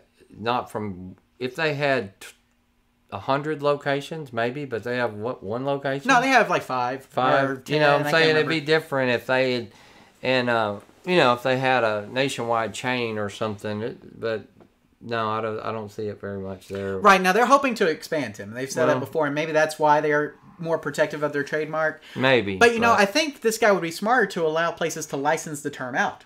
You know, like to say, you can say barcade, but I want just a little fee. A licensing fee. You know what I'm saying? Maybe I think he'd be smart to do that. He'd make a lot of money instead of owning the trademark outright. I think so. And desist. So anyway, that's just our thoughts. What do you guys think? Should the term barcade be a generic term? Let us know. Or donate so much to charity and we'll let you have it. Exactly. Something like that. Good Absolutely. So, okay, let's see. If they're opening across the street there, I would understand. Right, exactly. So we have a couple more questions here, Tim. Mr. Dwayne79 says, hey guys, in a little late, that's okay, you're here. And that's what matters, right? Thanks for being here. Let's see. Knights of Old has some more questions, but it looks like Louis got them. Danny says, been doing adjustments on my mousetrap monitor. Good picture, but it looks like a little double vision. Could it be adjustments on the tube itself? Yes. So it could be the convergence/purity rings that are the problem. It could be the adjustment of the yoke, the physical positioning of the yoke. Tim, we have a post on our website about the setup and adjustment of a CRT monitor that was written by Ingvar, Tim, which is really intelligent, this stuff. Good. And so you may go back and check that. We also have some other posts on monitors that talk about how to shore up the yoke and how to make adjustments to shim up the yoke. And so if you want to know about that, that may be a good way to do it as well. But purity rings or convergence rings, as we like to call them, Tim, or the physical yoke adjustment, those will help if you're having a little bit of like double vision with your tube. So, okay, let's see. You guys had a great podcast with an owner who didn't want their name in the establishment barcade. So, Oh, who didn't want to name their establishment Barcade? Okay, Delusional. I'm not sure exactly what that means. It says, you guys had a great podcast with an owner who didn't want the name their establishment Barcade. We did on the podcast. I think we did. We had an interview with somebody. I guess it's been a while. Long time ago. Long time. So yes, exactly. There you go. So let's see. Knights of Old says, having trouble finding a Wells Garner model for mine. It's a 25-inch monitor. If it's a 25-inch Wells Garner, high chance it's a K7000 series. Yeah. May not be, though. It could be a D9200 or something else. But therealbobroberts.net/monitor.html is where you should go. Right. therealbobroberts.net/monitor.html, where he has pictures of all the different arcade chassis and their model numbers. So go there and you can find it. Okay, let's see. I think we're caught up. Okay. Again. So let us go on here. Now, Tim, this got a lot of traction on our social media pages as well, and I thought it's really cool here. Final Fight mod makes greatest game of all time even better. And Tim, you might be asking yourself, what in the world can make the greatest game of all time even better?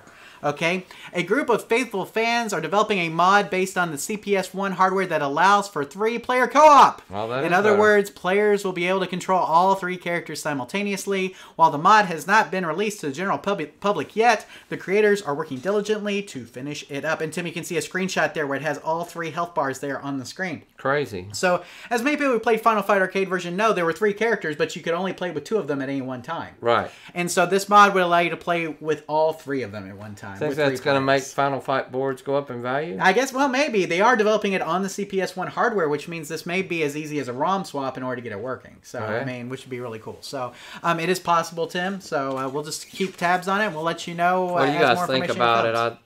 I think that's pretty cool.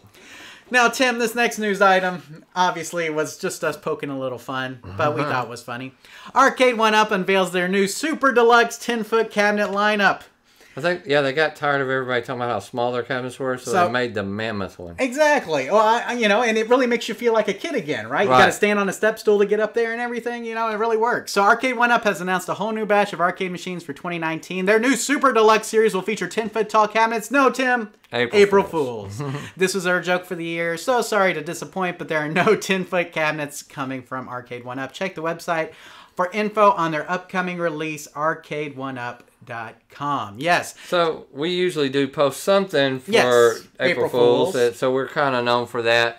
I like April Fool's jokes, and this is just me personally. I like April Fool's jokes that are obvious but funny. Right. Like right when you read it, it's not real. So it's funny. I'd like to throw this out to the chat. What do they think?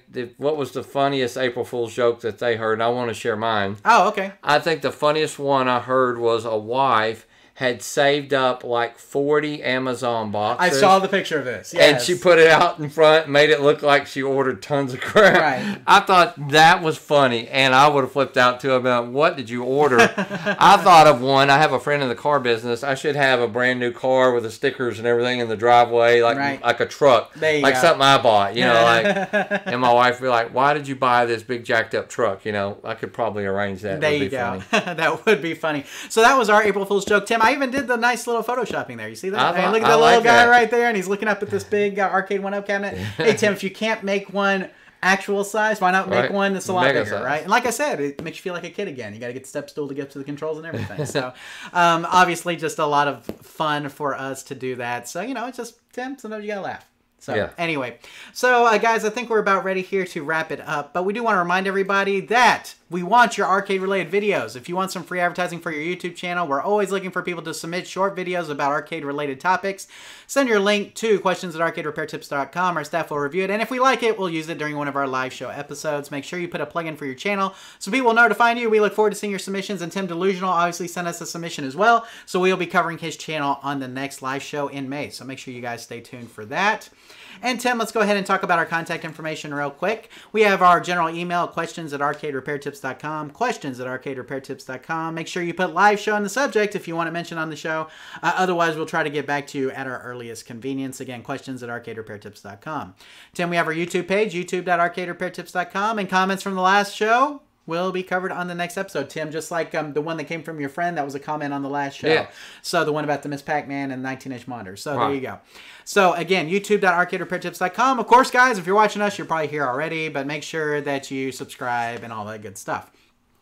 Tim, we have our podcast email, podcast@arcaderepairtips.com, that goes to Eric and Rusty. And Tim, they keep promising me that at some point they're going to do a new episode. Okay. But Tim, like we mentioned at the beginning of the show, we will be posting the main live show audio on the podcast feed. So you guys, if you guys are listening to us that way, we're there. And hopefully Eric and Rusty will put out some new content soon. But you can subscribe to the podcast feed, Tim, at itunes.arcaderepairtips.com or on Stitcher at stitcher.arcaderepairtips.com.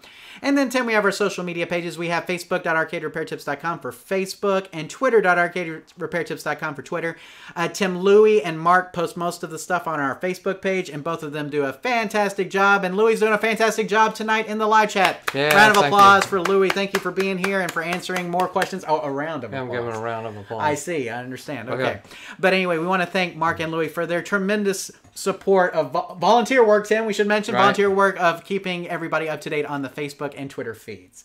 So now, Tim. The Jason Garrett. Oh, the Jason Garrett. Or is this it? Okay. Yeah. Anyway, so there we go, guys. So I think that about wraps it up for this. Tim, we have the after show coming up, and we should mention again, if you're listening to the audio version of this, in order to hear the after show, you will have to go to the live show YouTube page and kind of go to the end of the podcast or end of the live show, I guess, to hear it. But Tim, let's talk about some of the stuff again that we'll be covering on the after show for those who want to stick around. We're going to talk about investments. We're going to talk about a survey that I like to get some feedback on some ideas I have for Mr. Gaddy's Game Room. We're going to talk about some movies and TVs and maybe some sports. We're going to talk about cutting the cord a little bit more. So anyway, and we may just take some more questions. We always take arcade questions there as well, guys. Live questions. So. The actual arcade section of the live show is about to end, and we do want to thank everybody for joining us. If this is your exit, thanks for joining us. Otherwise, we'll be back in here in about 5 to 10 minutes with the after show if you guys want to stay tuned for that. And again, if you're listening to the audio version of this, make sure that you check the YouTube page if you want to see the live show.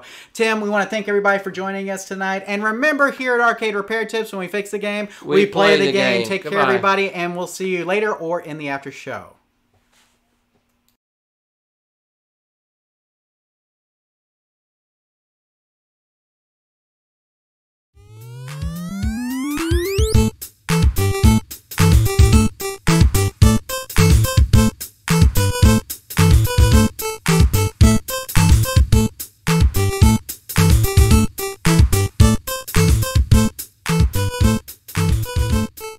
Thank you for watching this episode of the Arcade Repair Tips live show. All of our past episodes are available on our website at arcaderepairtips.com or on our YouTube page. This show is intended for entertainment and educational purposes only. Please consult a professional before attempting to repair any coin-operated machines yourself. The preceding program is a Varcade Entertainment production.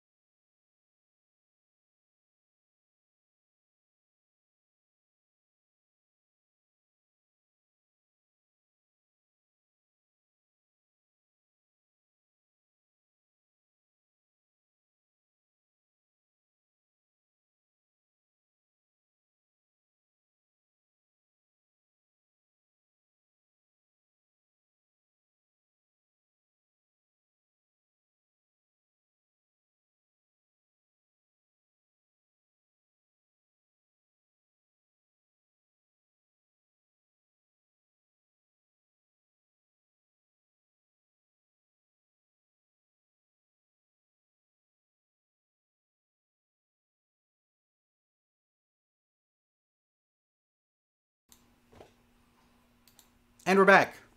It's the after show. Welcome to the after show where no topic is off limits, Tim. No topic. No, nothing. Politics, religion, even though we don't get into those ever. Right. So, not much. Not much. There you go. But we are here for the after show, guys. Now, we would mention that we can still take arcade-related questions. So if you're tuning in late, you still have a question for us to answer. We are more than happy to do that. But, Tim, we also take questions on a variety of topics. It doesn't matter whatever you guys got. We're going to be talking about some movies, some TV shows tonight, Tim. Sports talk, cord cutting, all sorts of different things. But, Tim, you mentioned something. Well. And I guess I'm excited to get it. We gotta get your birthday present with my famous wrapping. Oh, I love the wrapping. We gotta show everybody the wrapping. Okay. See, this is a great job here. That's one way to wrap it right there. That's very nice. I like it. Well, I'll throw out the precursor that I like to we kind of get each other similar things, and over the years I probably have built up your tool collection pretty good. So, and it's one of those when I'm going, I don't remember if I've gotten this before. I don't know if you have it, but you could always use extras. So there you go. I'm good with that. It's kind of like a hammer. You can't have too many. Obviously, Home Depot. Right. So, you know what? I bought some of these recently. No kidding. Well, that's okay because you can definitely. That's right. You can always use more. So, bar clamps. So, Tim, when we had our new flooring installed in the house, I had to cut off the bottom of the doors in order to, so what I did was I clamped down a ruler so I knew I could cut exactly what I wanted to off, and I had to go buy some of these literally like a month ago. Wow. So having more, though, it's one of those things you can never have too many of, guys. And these super handy. Will open up, and guys, you use these on your workbench or whatever, or when we're doing cabinets. Sometimes you would glue stuff and you clamp it. So you always use a good set of clamps. It's like you can't have too many of them when you lose them or whatever. But awesome. Thank you, Tim. You're welcome. So Thank awesome. you. Happy birthday. There you go. So I am happy with my bar clamps. Like I said, you can never have too many of them. And I could have swore I had more. Like when I bought that one. Right. And you look around and you're like, no, I guess I didn't have them. So thank you for that. You're welcome. Happy birthday. There we go. Okay, so there you go. Tim. Knights of Old, earlier in the show, he said he had a 7,000. Now he's saying, or he had a 25-inch Wells Garner, 7,400. 74. See, we said 7,000 series, right? Yes. There you go. It's too common. So there you go. Okay, Tim. So as many of you may know, somebody, I think it was YouTube Retro Punk, Amigo, maybe? YouTube Punk. Yeah, same guy. So YouTube Punk donated $10. How long ago now? It was like 6 months ago. About 6 months ago, and we talk investing here on the show, guys. Right. And we highly recommend Robinhood as a platform. In fact, we have some links down below. If you guys sign up through our links for Robinhood, you will get a free stock. We will get a free stock. Right. So it's a great way to get started in investing with very little money. It doesn't take a lot. It's free to get your free stock, and then after that, you can buy whatever stocks you want. I mean, and it's totally free to trade. There's no per transaction fee, Tim, unlike E-Trade or anything like that. So if you want to own stock in Nintendo or Dave & Buster's like I do, I own stock in both those companies, Tim, then you can do that on the Robinhood platform. You can also buy cryptocurrency like pieces of Bitcoin, like a tenth or a thousandth of Bitcoin. You can buy $10 worth of Bitcoin, not Bitcoin, which went up, by the way, to $5,000. You don't have to spend $5,000 to buy a single coin. You can buy a piece of a coin, which is kind of neat. So Robinhood allows you to trade to buy cryptocurrency as well as buy and sell stocks. So Tim, YouTube Punk donated this $10. I gave it to you to invest. Last month you said it was up to what, 15? No, it was over 20 last month. Over 20. I think it went up to $23. That is because you'd invested in what? I invested in Cron, which is a cannabis type stock, just because I thought once my feeling was legalization in Canada would really send this stock skyrocketing, and it did for a while. I mean, I say it was, I bought it for $10. Went up to 23. Hey, YouTube Punk is here. We're talking about his $10. Now it's back down to 18. You're just in time for the after show, YouTube Punk. I'm still up, but we're still holding. Okay, so what was it? I didn't hear you. Sorry, I was talking to you. 18. So we're at 18. Yeah, $18. So still, we're up. We're plus $8. Right.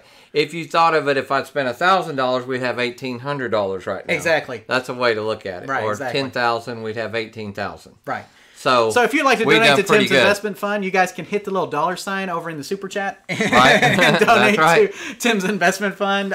We'd be happy to. I need to retire one day. There we go. So that $18 is getting you there. Yeah. slowly but surely. So, okay. I'll eat a really good meal at McDonald's, and then that'll be it. $18 get you a really good meal at Texas Roadhouse. Oh, I don't know. You could get a steak for that. Maybe so. At Texas Roadhouse, you could. Somebody hey, YouTube Punk! Oh, there we go. Happy Thursday, guys. We'll watch the recap. Thanks for being here, YouTube Punk. Thank you. So awesome. So there we go. Now, Tim, obviously you had an informal survey. So yeah, just everybody who's here in the live chat, discussion that I wanted to have with you. Well, but here's the thing: you want input from them, right? Yes. So if you're in the live chat, please listen. Okay, if you're just a lot of people, Tim will just turn this on and they'll just listen to it in the background. But we actually need some real input here. I need some. How do you guys think about this? My wheels are always turning. I want to do something different than anybody in town. In other words, there's another competitor that has the same games we do. Yep. So we have to do things that are different to set us apart. Exactly. But we can do that because we're franchised. In other words, one of the ideas I have is we're going to have an air hockey tournament, like a round robin, kind of like March Madness, where you get down and have a really good prize like a PlayStation or something for the winner. Right. That's one of the ideas I had. But what I really want to talk about is, for years, Chuck E. Cheese has done the all-you-can-play. Right. And I think that's a great promotion. It's like all you can play for an hour. All you can play for an hour. I think it's great when you only give out 4 or 5 tickets per game. Sure. Because they're making money off of it. We give out a lot more tickets. Our average ticket's about 20 per game. So if I only charge $10 for all you can play for an hour, I would probably lose money because we have bigger and better prizes and we're set up for older kids. But I do like the fact that you can play for an hour and not have to and know how much you're going to spend. So I've come up with this idea, and especially you guys that are parents, I would like to get an idea. I don't think anybody else does this. What I'm thinking is, all you can play, I would have to charge $20, $25 an hour. Okay. But that's a whole hour of entertainment, and most of our games cost $1. So you're definitely going to probably play 25 games in an hour. In an hour, maybe more, probably more. So that's one every 5 minutes. Yeah, basically. So no, one every 2 minutes. 2 minutes. So, of course, if you play games like Halo that take 6 minutes versus a quick coin play, but I don't want to eliminate all the ticket games. But of course, somebody could just go over there and play certain games and really rack up a lot of tickets in an hour. Right. So, what can I do to balance and bridge where you still get an hour's worth of play? You know how much your kids are going to spend, but that I can control the ticket cost. This is what I've come up with. I want to do an all-you-can-play 500 tickets. You get 500 if you play nothing but video games. You get 500 tickets. So basically, it's for one fee. It's a set amount of tickets, but all you can play. Now, the ticket games actually themselves will just tell you, great job, you won. They're not going to say you won 400 tickets. You're not going to say that. I know that takes a little bit of the fun away, but as a parent, if you got 3 kids, they're all going to cost you the same. They're all going to get the same amount of tickets. So that's something and this is only the all-you-can-play option. That doesn't mean that it's the only option. Right. This is just to do an all-you-can-play option where you have a set amount of tickets. That way I know they can get a decent price for $25.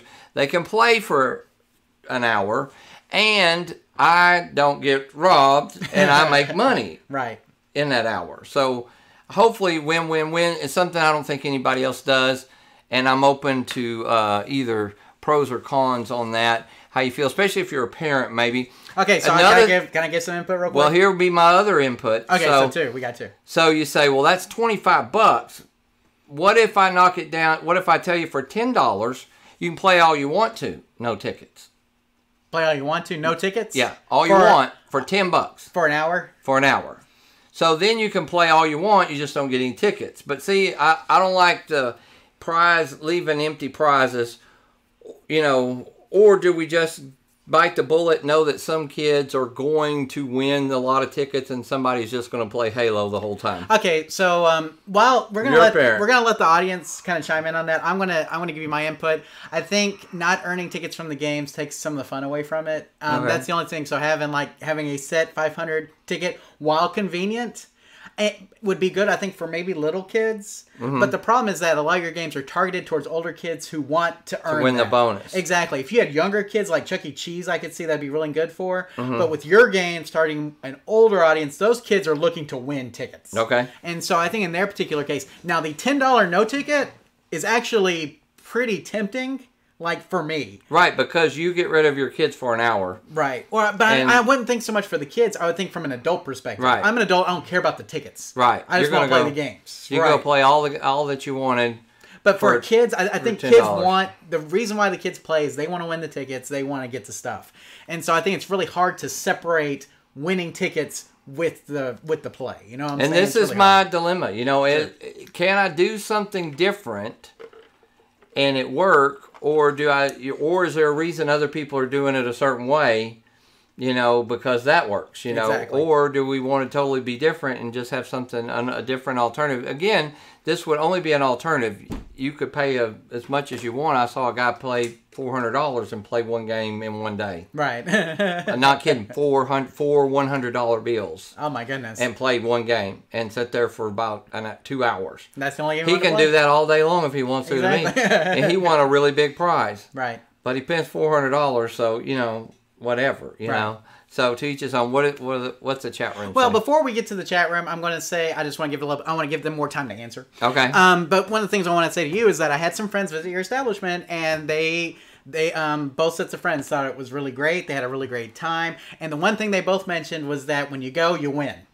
And that was the thing. Their kids walked away happy. One of the things they specifically said about that other establishment that you didn't say the name of, but that you alluded to, was that when they go there, they don't always win. Right. And that's the difference.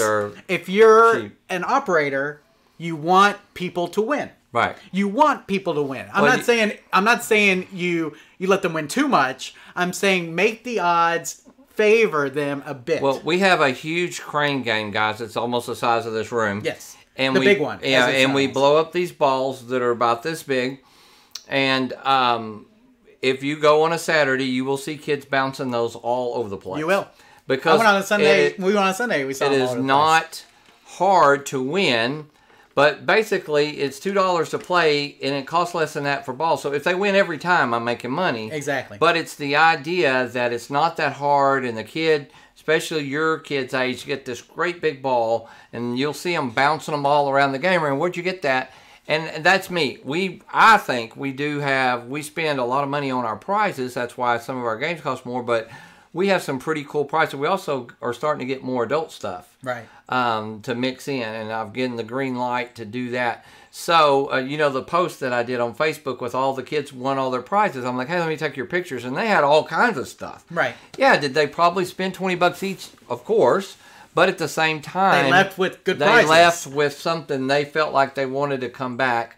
Because of that, and we book a lot of parties and stuff. So you really do want people to win when they come, because you want them to feel like a winner when they walk out of the building, okay? Well, that's my thinking behind the 500 tickets, because I know we have some 500 at our place is a good line where you get something decent. Right.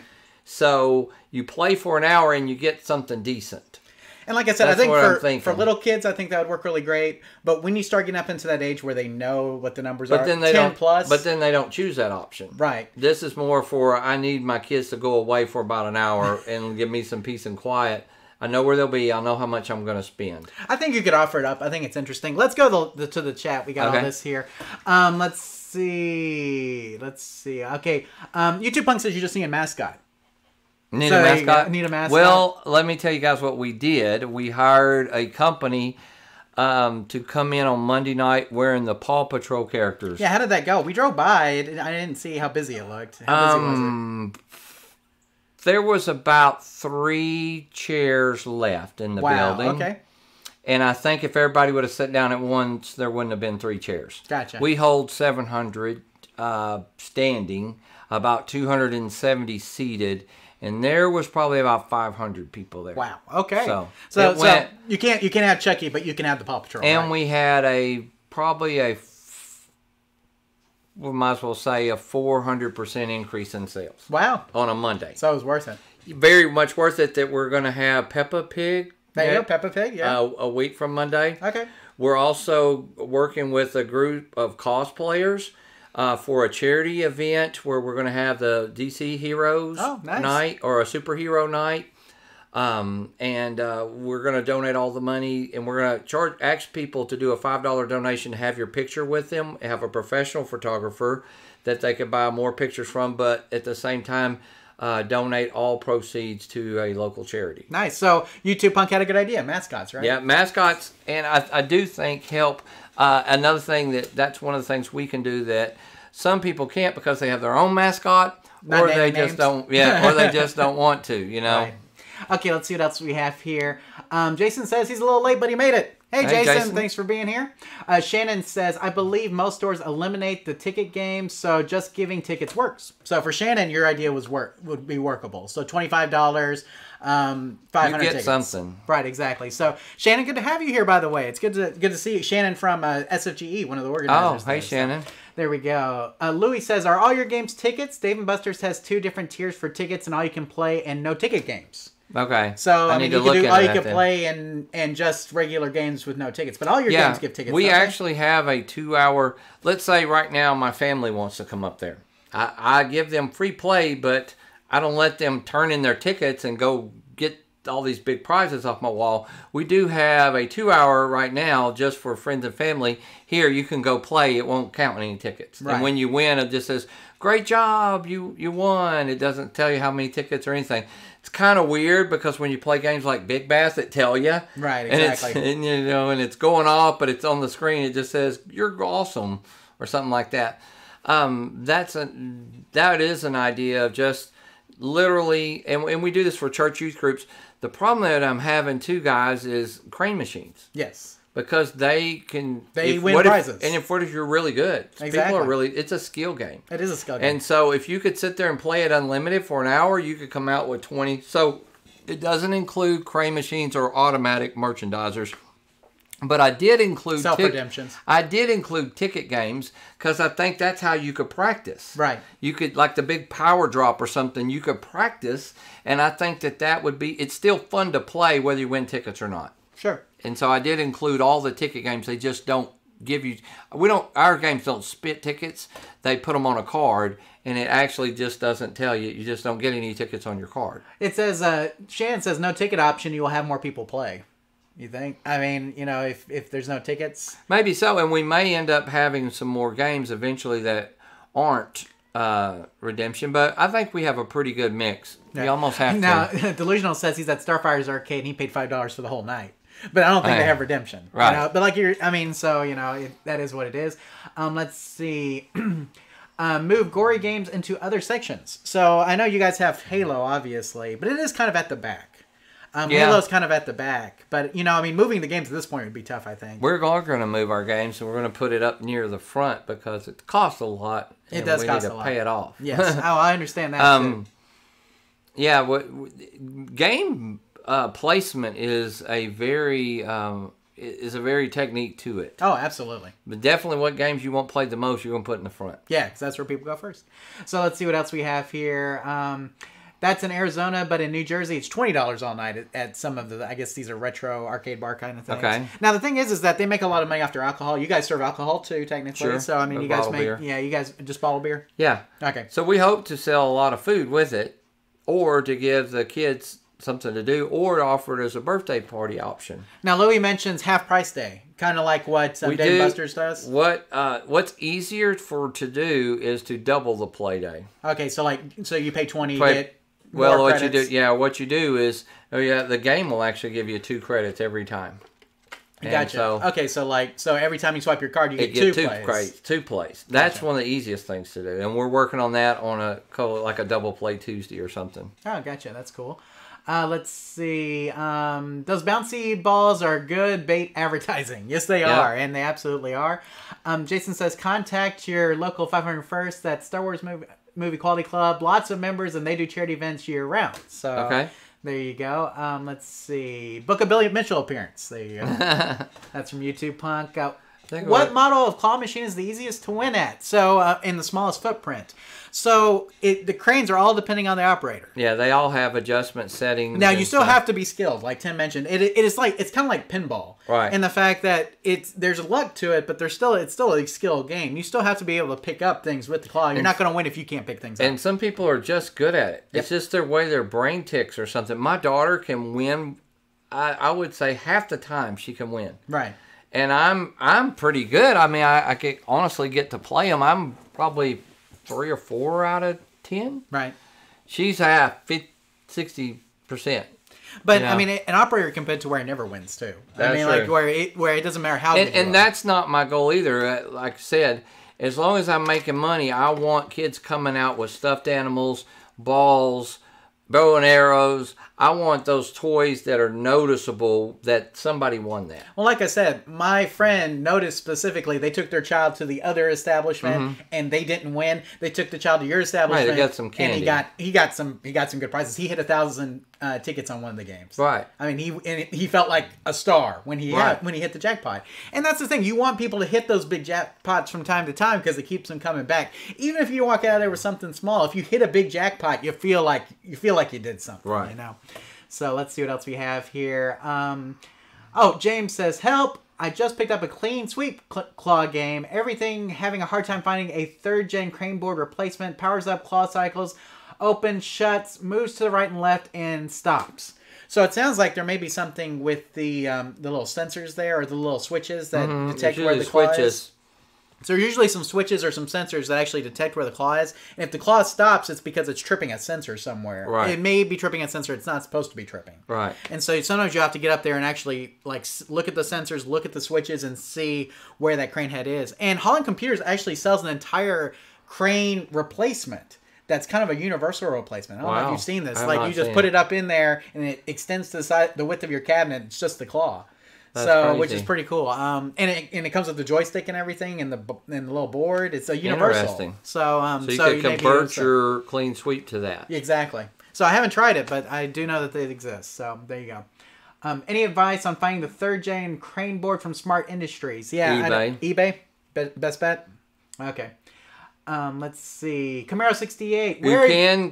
You can actually contact Smart Industries still. They're still around. Yes. And believe it or not, they'll help you. So if you contact game like that, they will still help you. If he contacts Smart, then he can probably figure. Most of the time, they will help you. Sweet. That's crazy because I know of a location that has a Smart clean sweep, and I've had some issues with it. I've called them, and they've actually helped me with it. There you go. So Camaro 68. That's where we're located. We are in Texas. And Tim is the general manager at Mr. Gaddy's Pizza, which is a pizza establishment here. It's a franchise pizza establishment that has all-you-can-eat buffet and alcohol and game room. So there you go. For those who are just catching up.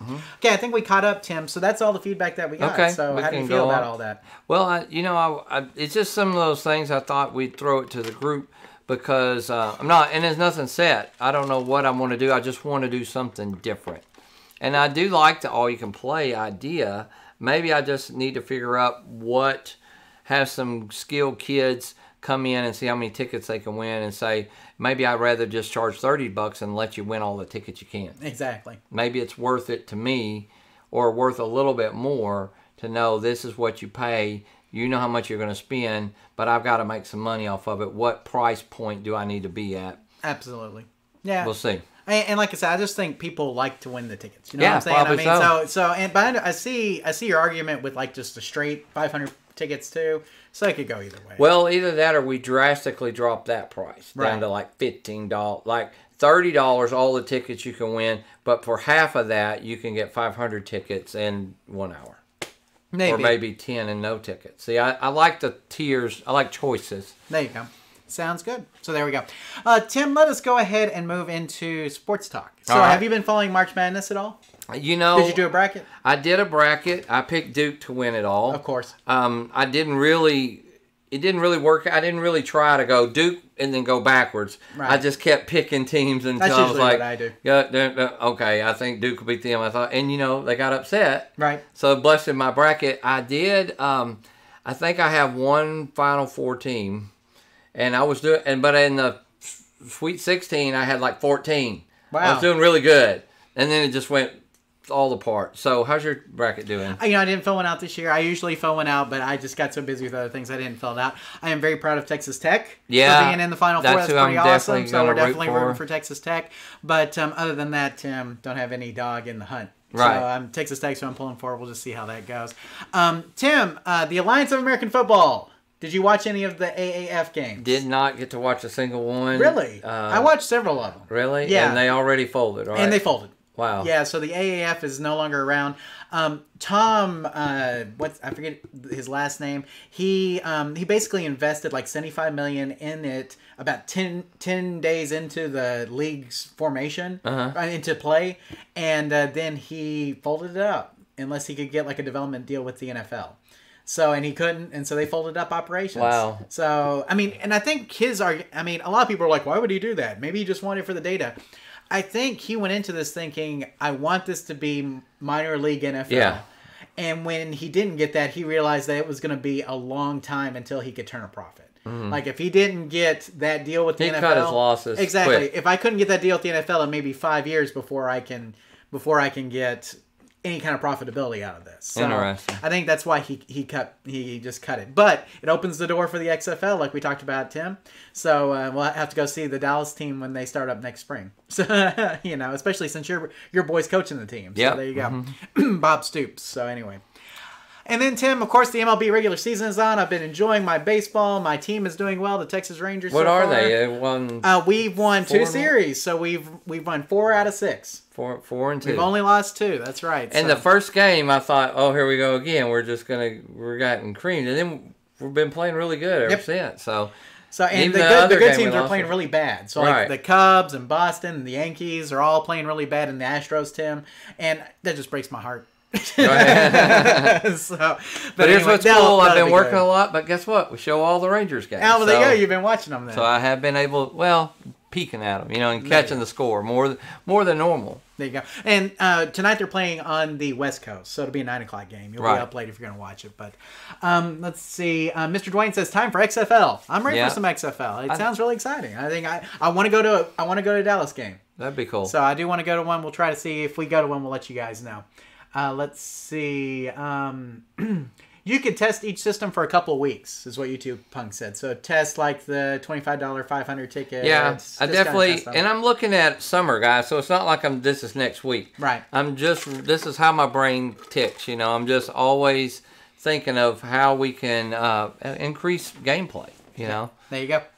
So let's see. YouTube Punk says, anyone see John Oliver's segment on WWE? No, I didn't.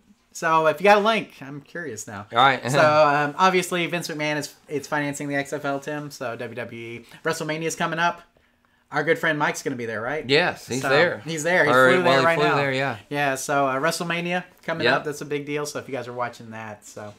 Mr. Wayne says, no, I haven't watched SmackDown this week. Jason says, go Rangers. All right. See, there's another Ranger fan. That's what I'm talking about.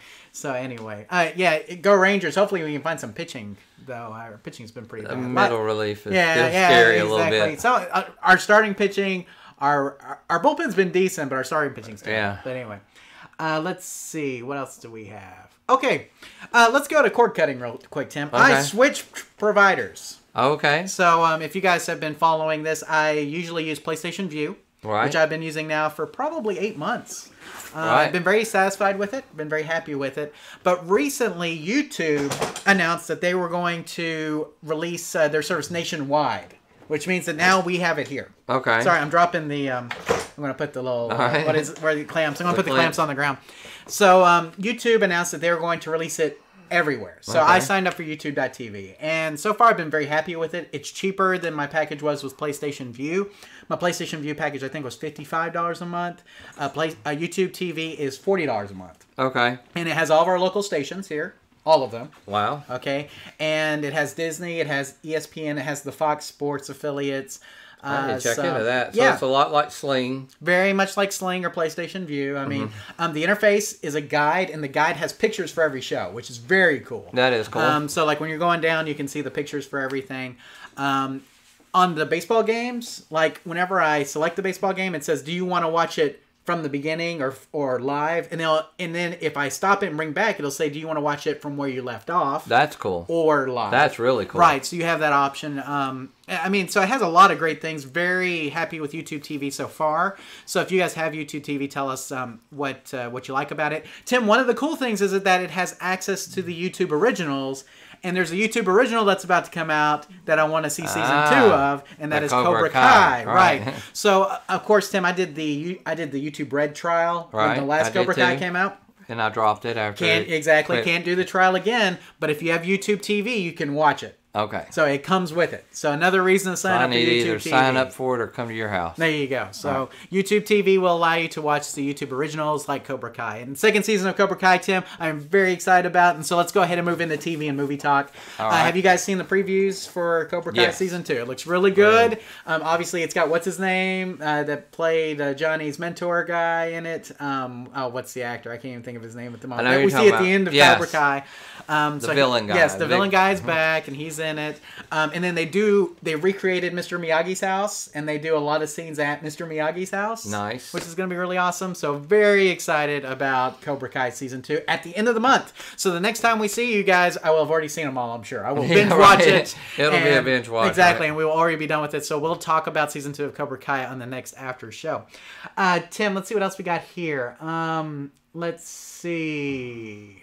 Watching it on, this is Michael, watching on my Roku right now. I haven't paid cable TV in about 4 years. I get 25 channels with my antenna, plus whatever I need via the internet. Yeah, and you see, I have an antenna too, Tim, and I get about 25 channels on that. But to watch Ranger games, I have to have an over-the-top live TV service. Right. So either Sling or PlayStation View or Fubo or YouTube TV. So YouTube TV is basically taking the place of my cable operator right now. Gotcha. So, and YouTube TV gives you access to all of the apps too. So, like the FX Now app and stuff like that. So, I've been very happy with it. You do not need a cable box for YouTube TV. It will stream on a Roku. What about HBO? Does it have? I think you can. I think you can HBO now. Buy HBO for an additional fee. Okay. So yeah, and YouTube, PlayStation View had that too. Mm-hmm. So where you could sign up for HBO for an additional fee. So I don't have HBO because there's not much. I watch some things on HBO through a friend's account, but but I do watch some things through HBO. So we'll talk about that here in a little bit. I was wondering because you always mention an HBO show. I figured you had. Okay. No, don't have HBO. So, but I do watch them through. Well, you used to get it free through AT&T. Yes, and now you don't. Right. Unless you have this certain package, and we didn't know we didn't have it anymore. Exactly. Until recently. So anyway, YouTube TV is kind of your how many other there's Sling, YouTube TV, PlayStation View, Fubo, Hulu Live TV. Yeah, is another one. So Hulu has live TV service. Hulu's is $40 a month, plus it comes with a Hulu commercial subscription, which is a pretty good deal. We do the Spotify. So Spotify just has a package where you can get a single user Spotify plus Hulu for $10 a month, which is a really good price if you guys. And Spotify is the best music streaming service by far. Yeah. Spotify's the best. Just don't invest in them. Yeah, don't invest in them, but they are the best. Right. So there's a reason why their stock's still staying afloat. It's because it is the best service. So, but yeah, we have all that. So there's a lot of different over-the-top live TV services you can get. YouTube TV is my latest. I may go back to PlayStation View, Tim. YouTube TV, the only thing I feel like I'm missing is NFL Network, which right now is not a big deal because it's not NFL season. Right. But once we get closer to NFL season, I may have to go back to PlayStation View. So there you go. Let's see. John Oliver's last week tonight on the WWE. We'll have to look at that. Let's see. No commercials on YouTube TV like when watching regular TV vids. No, you do have commercials. So, but you if you DVR it, you can skip them. Okay. You know what I'm saying? So, I mean, it's just like cable TV, guys. If you watch something live, then you have to watch the commercials. Right. If you DVR it, you can skip them. You know, you can fast forward through them. So, I mean, it's just like a cable. Just like your TiVo box or whatever your cable company uses. So it's the same kind of thing.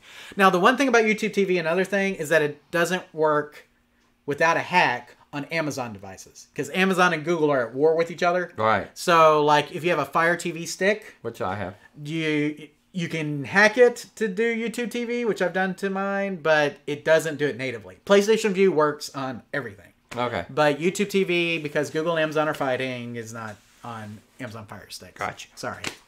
So there you go. But you can get if you get a Roku stick, you'll be fine. So there you go. Okay, movies, Tim. Our TV shows. Tell me what TV shows you've been watching. I finished Person of Interest, which we've talked about on because it's a long season.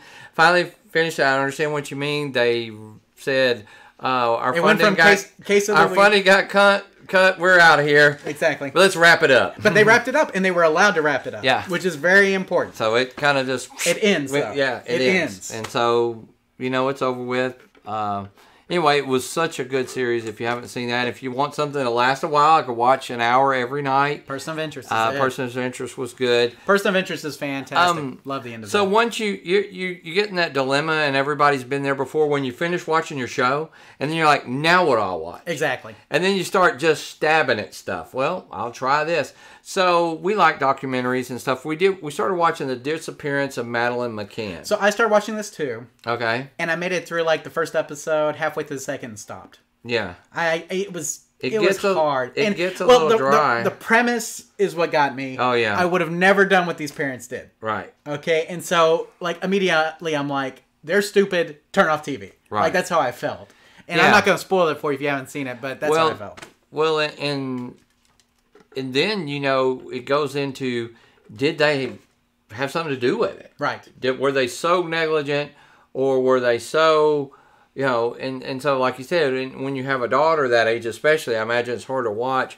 But it does really, I'll tell you what it comes back to. Because at first I'm like, I want to throw something at the TV. Maybe if you stick watching a little bit more, you start to really understand a little bit more of the story. They kind of go in detail. They were basically told, have a stiff upper by the police, don't show emotion, the killers work on that, be real strong, that was another thing. People knocked them for that. The police were morons in this. Oh man, they really were bad. Buggled it. And that was another thing that I didn't like about it, is like the police guys explain everything. I'm like, I don't agree with the word he's saying. Right. I'm just like, God. And so what it boils down to is later on, the really good investigators and everybody gets involved in it, and the first thing they say is, within 3 minutes, I knew the parents didn't do it. Right. And that's a lot of internet talk is they did it. Yeah. And I don't think any parent could do something like that. But maybe some. But it's just like they weren't the people. Negligence, yes, but I really do think that. And the sad part is that there's no happy ending. They still haven't found her. Nope. So, and it's like somebody knows something. So maybe I still found it to be. It was one of those where I enjoyed researching it more than I enjoyed watching it. Yeah, I could see that. Because, watching it, like I said, it was kind of, I just couldn't, I didn't, all the premises were flawed to me. Like, all the premises were flawed. But I did find a show I didn't even know existed that I really like, and you would like it too, Jonathan. It's called Losers. So I've seen this on Netflix, right? Okay. I've seen, I was like, the premise is like, it's all losers. Like, all, like, famous sports losers. Right, kind of like the person that come in second place in a marathon or whatever. And it breaks down different sports. But if you watch every one of them, and this is not giving anything away, basically tells how they turned losing into winning, kind of. How they changed their life path, or something happened, or whatever it was, or how they become more obsessed, and it's interesting because it's sports like dog sledding. Right. Okay? Oh, I saw that. Yeah. Or figure skating and things like that. And boxing was one, right? Boxing, golf. One of the most interesting ones is a soccer game. And if you don't watch any other episodes, watch the one that was about the soccer game. Okay. That was very interesting. And also these stuff that happen all over the world that we don't necessarily hear about or know. Sure. And how that... I will say the first one was the boxing one, was probably the least interesting. I was like, why did they start off with this? The guy kind of talks really filthy, and it's just, but he basically, went from being an up and coming to, getting knocked out in the first round in like one of his first professional fights. Wow. And then he ends up winning the world championship. It's like, but the fact is, he never wanted to be a boxer in the first place. Hated it. Sure. His dad kind of pushed him into it. So there's all these backstories. So that was good. Kind of like a 30 for 30. Yeah, it's kind of like it had that 30 for 30 feel to all of it, and I know you like that. Yeah. So that was good. But then watching a movie, talking about a movie that I plan on watching a little bit, turn it off, watching the rest. No, watch the whole thing. The Highwaymen. If you haven't seen that, I've seen movie, it on Netflix. Is awesome. That Kevin Costner and Woody Harrelson together, and it really, of course, it's the story of Bonnie and Clyde. It's a story of the two police men that capture in the famous shootout. But it really doesn't talk, like, it has just a couple Bonnie and Clyde scenes. It's all about them, how they got back into law enforcement, how they were approached, how they went to track them down, how they found out, how they knew, how they were ahead of them, and how they almost caught them 2 or 3 times. And man, yeah, I mean, you forget, there's just a difference when you watch a lot of the B shows a lot, like I kind of do. Then you forget how good an actor Kevin Costner is. Kevin Costner's and Woody Harrelson played. Woody Harrelson's a great actor. And you really understood their characters. They were both. If you don't know the story, what happened was nobody could catch Bonnie and Clyde because they would go from state to state, right? And there was no jurisdiction except for the FBI. So if you were chasing them, you were losing a cop come to the state line, you had to stop. Right. If they made it over the state line and there wasn't Texas people, and the Texas Rangers had been disbanded. Right. Because they were known as a bunch of gunslinging cowboys riding horses, and that's what they were. And this was later, this is in the 1930s. Well, in the late 1800s, they were still riding horseback, doing Texas Ranger cool guy stuff. Then later on, they were kind of useless. Mm-hmm. And so what they said was, maybe we need to bring back these cowboys and let them track them down. And, he had lost a step. He couldn't shoot quite the way he used to. And he was kind of wondering himself, can I really catch these guys that nobody else can? And how they did it was just remarkable. And then, a little controversial. It's like they broke laws. They went across state lines. They're like, what are you going to do, arrest me? Right. They were like, this is stupid. Who cares about the stupid line? We're going to catch the bad guy. And then when they caught them, they didn't arrest them. They pretty much, even though the story of Bonnie and Clyde, they shot them about 200 times. Right, exactly. I mean, it's like, okay, they're dead, And also some other characters I never knew, like the person that was with them, that one of the guys that helped catch them went to high school with Bonnie and Clyde. And they were actually worried that he had let them go before. Oh. He had kind of let them go through a roadblock. I think he couldn't pull the trigger. Right. He had a shot at them and couldn't do it. And this time they were like, okay, we're going to shoot them. They're not going to leave here alive. Can you do it? And he's one of the first guys to kind of shoot. So, you're like, these characters that you see the law enforcement side. You've always heard the Bonnie and Clyde side. And if you've ever watched every Bonnie and Clyde movie, for those of you who don't understand, I'm probably rambling a lot about the show. Number one, it's so good, but I grew up half my life in Louisiana, very close to where Bonnie and Clyde were killed. Right. And I've been down that road. I know my dad was literally 5 miles from there the day they were killed. He saw them like as they were coming into town. If you ever seen, there's a scene, just thousands and thousands of people. Most people looked at them like Robin Hood. Right. They thought, well, they're robbing banks. Who cares? The bank robbed me last year. Mm-hmm. Let them rob them.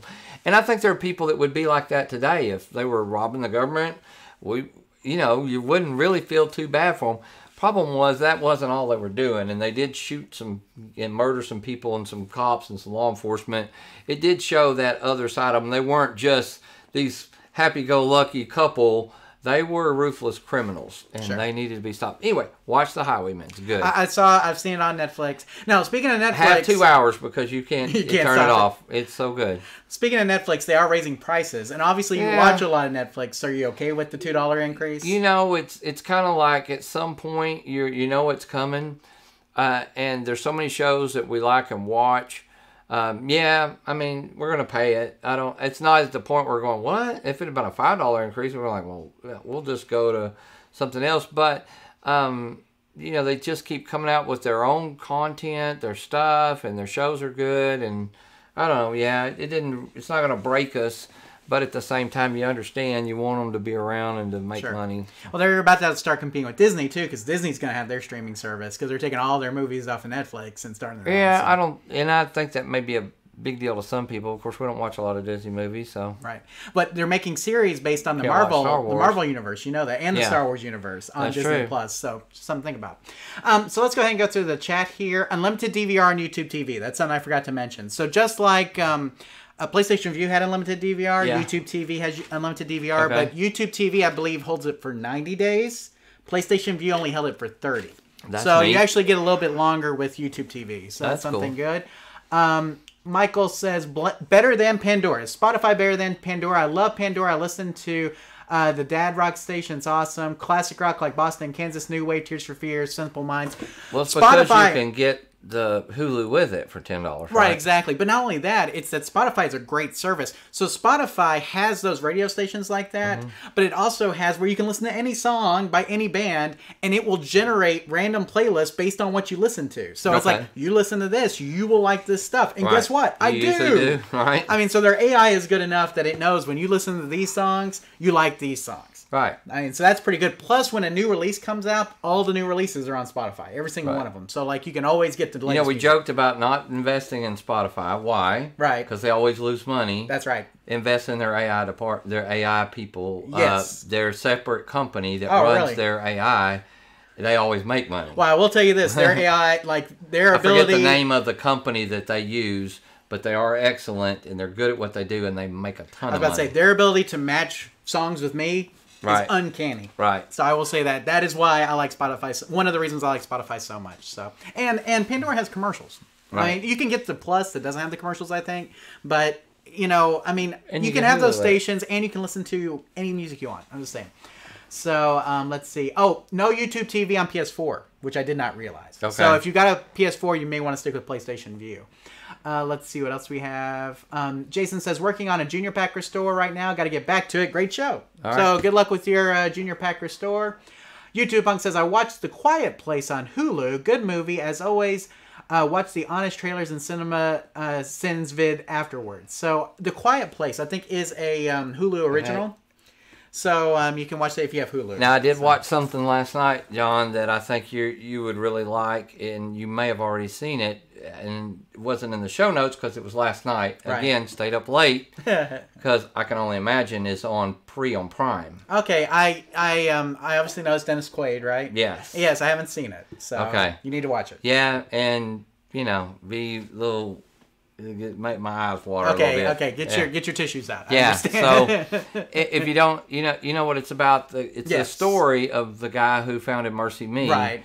And what caused him to that point to write that song, right? Bart Millard. Yeah, Bart Millard, and it had some stuff in it that you would never know. Right. I mean, you just know that was their song and it was good and crossed over hit and all this stuff from Texas, right? But what's really cool, and I'll tell you when you watch this.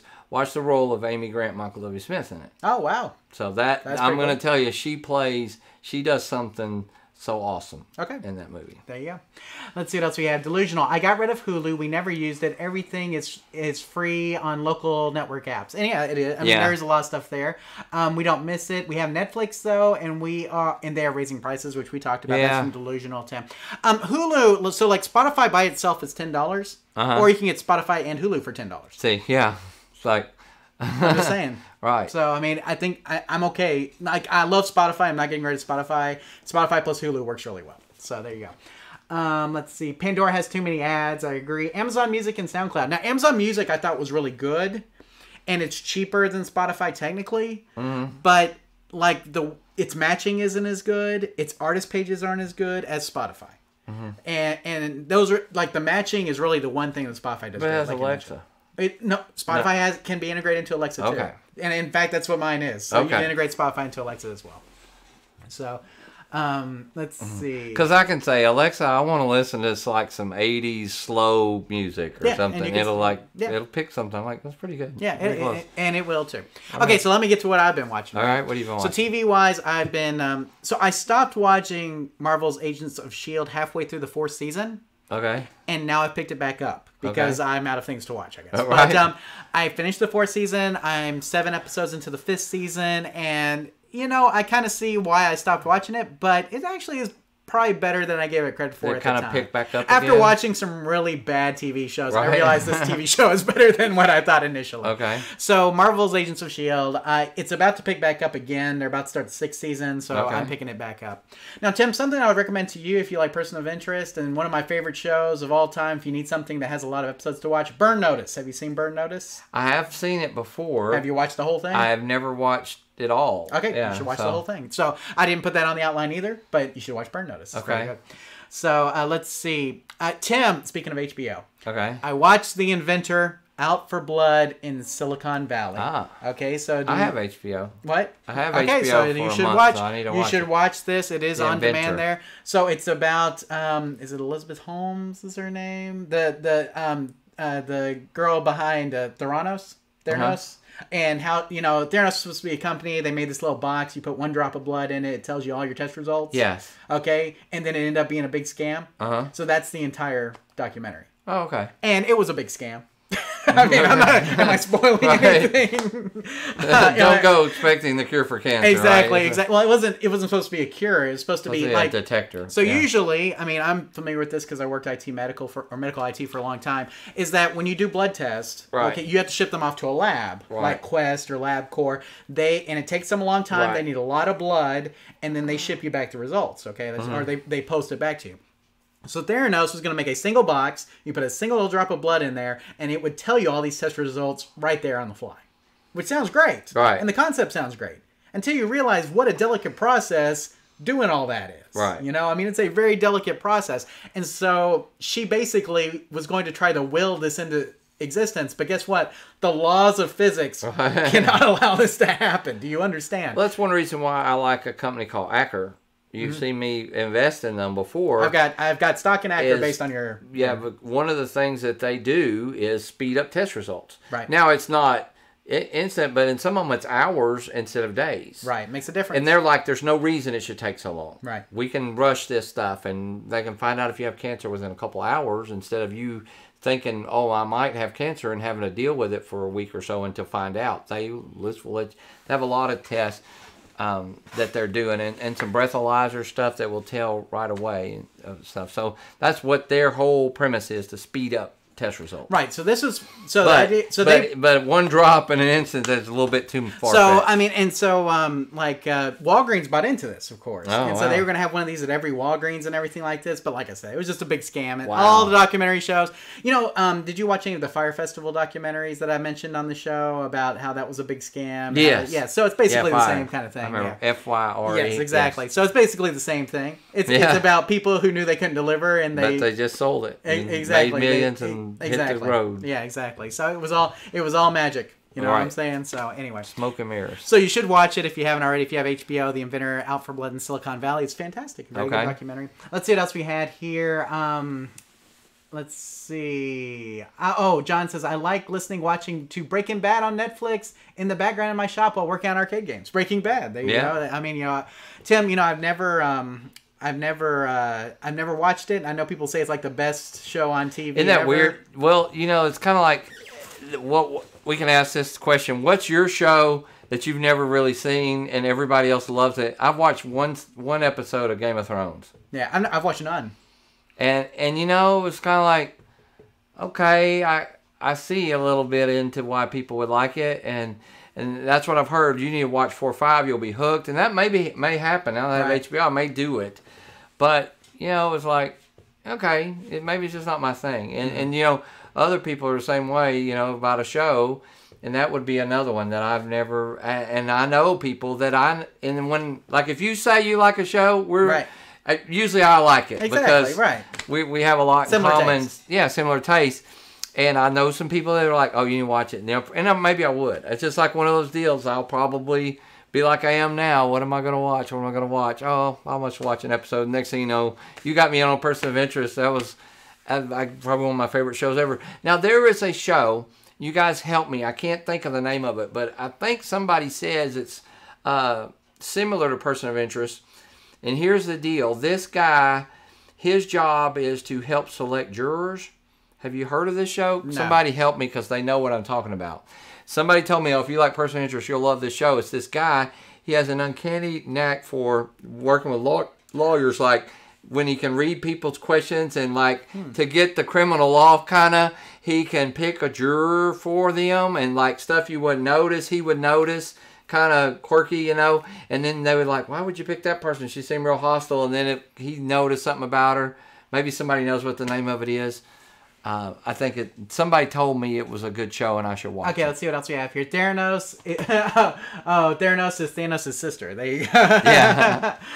Delusional says, I usually listen to arcade-related podcasts when working on games when I can. Usually I can't because I'm shooting what I fix. Yeah, if you're videoing what you're fixing, you can't watch stuff in the background, unfortunately. So.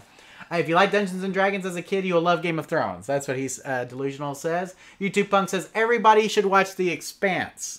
Okay. I've heard this, but I have not watched it. I have seen the previews for The Expanse, but I have not watched anything.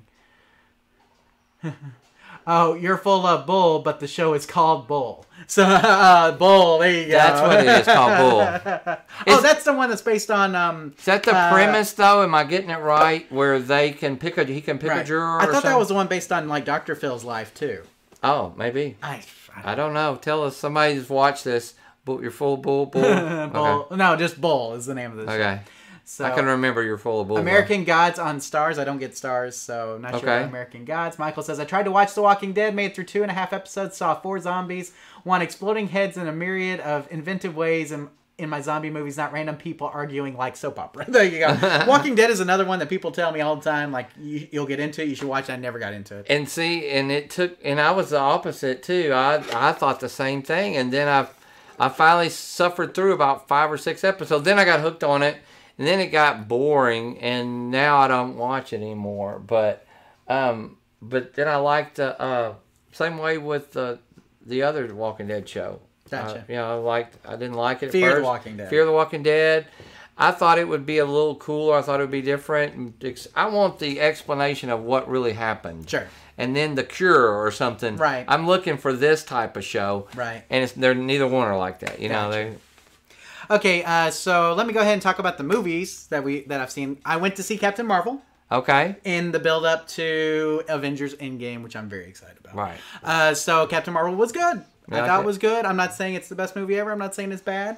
I watched Solo recently. Yes. And I feel Solo and Captain Marvel to me on my likability scale are about the same, like 7 or 8-ish. Yeah. Like I liked them, but they're not memorable. I watched Ready Player One again. It was kind of the same way. It was like not the best movie ever, but it's enjoyable. Yeah. And so Captain Marvel, I felt the same way. I'm kind of like, I felt it was very kind of bland at parts, but still fun movie overall. And you could tell that it was just basically a setup movie for Avengers, right? Like that is what this is. It's a setup movie. And so in that vein, they're just going to make $100 million while they're producing another Avengers show. Exactly. Okay. So, I mean, it was good, and I'll watch it again, I'm sure, but I'll watch it's not like the best movie I've ever seen. So it's 7-ish, 6, 7, maybe. I mean, I haven't even put it up to 8. I haven't even seen Wreck-It Ralph 2 yet. Now, Wreck-It Ralph 2 is fantastic. That's why I said I need to watch it. Yeah, Wreck-It Ralph 2 is very good.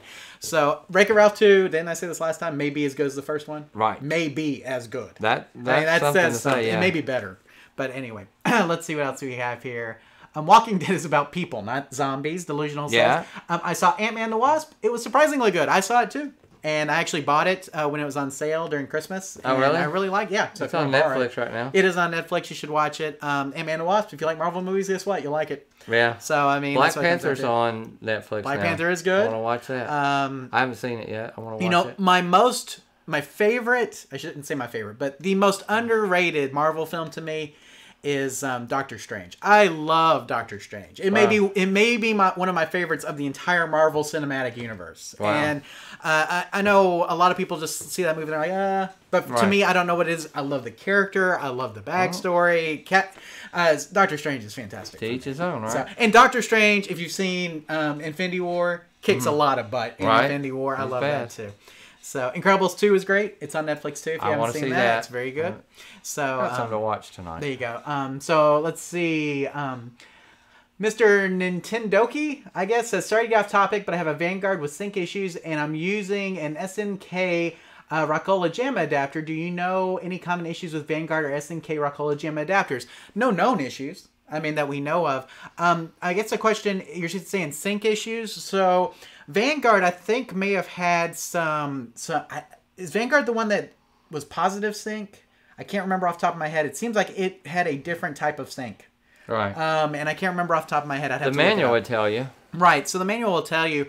But I think it may have supported both negative and positive sync. I can't. Man, it seems like I remember something weird about Vanguard. Switch about it. Yeah, I remember there was something weird about Vanguard, and I can't remember what it is off the top of my head. Yeah. I'd have to look it up. So I'll have to do that. But anyway. Michael says, that's good. Paul Rudd and Michael Pineda are awesome in everything they're in. Yes, they are. So, man, I love Paul Rudd. He's funny. So, Doctor Strange is awesome. Somebody who agrees with me. Doctor Strange is great. It is the one Marvel movie I'll go back to and just watch. Wow. So, I love that movie. But anyway. So, yeah, on the Vanguard, I wish I could remember. There's something about the sync on that's kind of strange, and I can't remember. Sure, if he Googles it, maybe it'll come up. Right, I can't remember exactly what. So, you may have to change.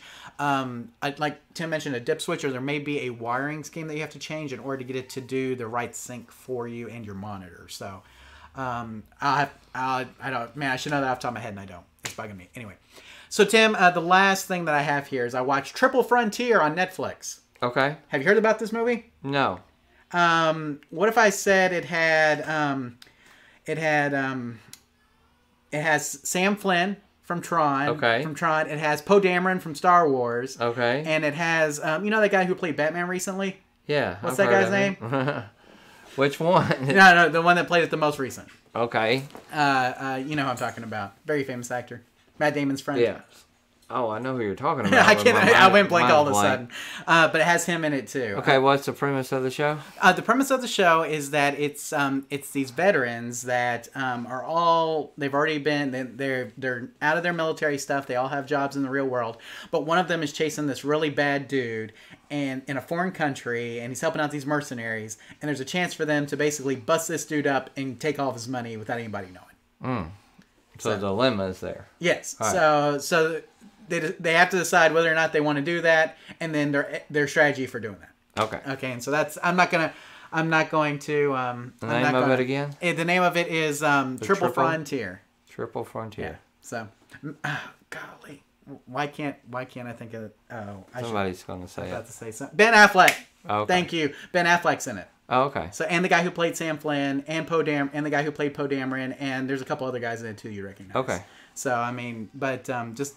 Yeah, Ben Affleck. So there you go. Thank you, Delusional. So, but it's pretty good. I mean, it's not like the happiest movie. I will say that. I mean, because if you like shooting up things and everything, it's got the actors in it. The acting's fantastic. So, and it's on Netflix, so it's not like it costs you anything to watch it. So you should watch it. Well, it costs me $15 a month now. There you go. So he was saying on Vanguard, no dip switches. Yeah, there's a.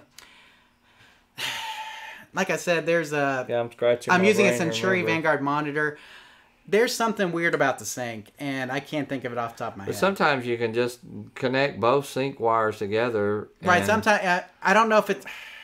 We may have to research that one and get back to you. Yeah, I can't think of it off the top of my head. I'm sorry. There is something weird. Oh, Delusional had something here. I'll go ahead and post that. Let's see. Okay, rumor is that Jersey Jack's next pin is Willy Wonka or Toy Story. That I've heard Willy Wonka. We've been hearing Willy Wonka. Tim, he's going to do a seminar at the Midwest Gaming Classic. Okay. And he may reveal it there. Tim's getting a snack in case you're wondering what's happening here. I was getting hungry. Let's see. Now, there's like I said, let's see. Okay, let's see. He says, well, no dip switches. That deal with the monitor. I'm told the adapter works and the board is tested, but I'm set up for JAMA and tested researching for a while, but I was told the positive and negative sync. So JAMA, let's see, there's only a sync wire for the monitors. So JAMA typically takes composite negative sync, but I was thinking that Vanguard may do positive, a positive sync of some sort. I don't know if that was horizontal, vertical, or composite, but it may be composite positive sync. It seems like there was something weird with that, and I just can't remember it off the top of my head, Tim. So and I've slept since then, but and that may be part of it. And so you may have to move.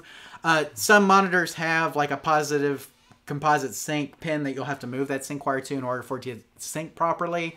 But man, I can't remember. Like I said, I can't remember. Really? So there you go. Anyway, Delusional says, "What about the Joker trailer? Have you seen that?" Yeah. What do you think? It looked good. I haven't seen it yet, so I'm gonna have to look that one up.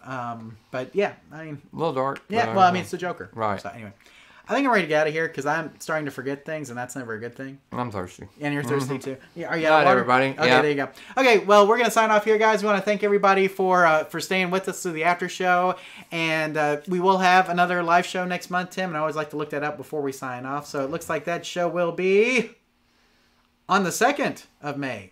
Okay. Golly. Okay, so that's just around the corner. 1, 2, 3, 4 weeks away? Is that what we said? 5 weeks away? 5 weeks away. So there you go. So join us again on May 2nd for the next live show. Until then, good luck with all your arcade-related repairs, and we'll see you next month for live show episode 27. Take care, everybody, and good night. Good night. Bye.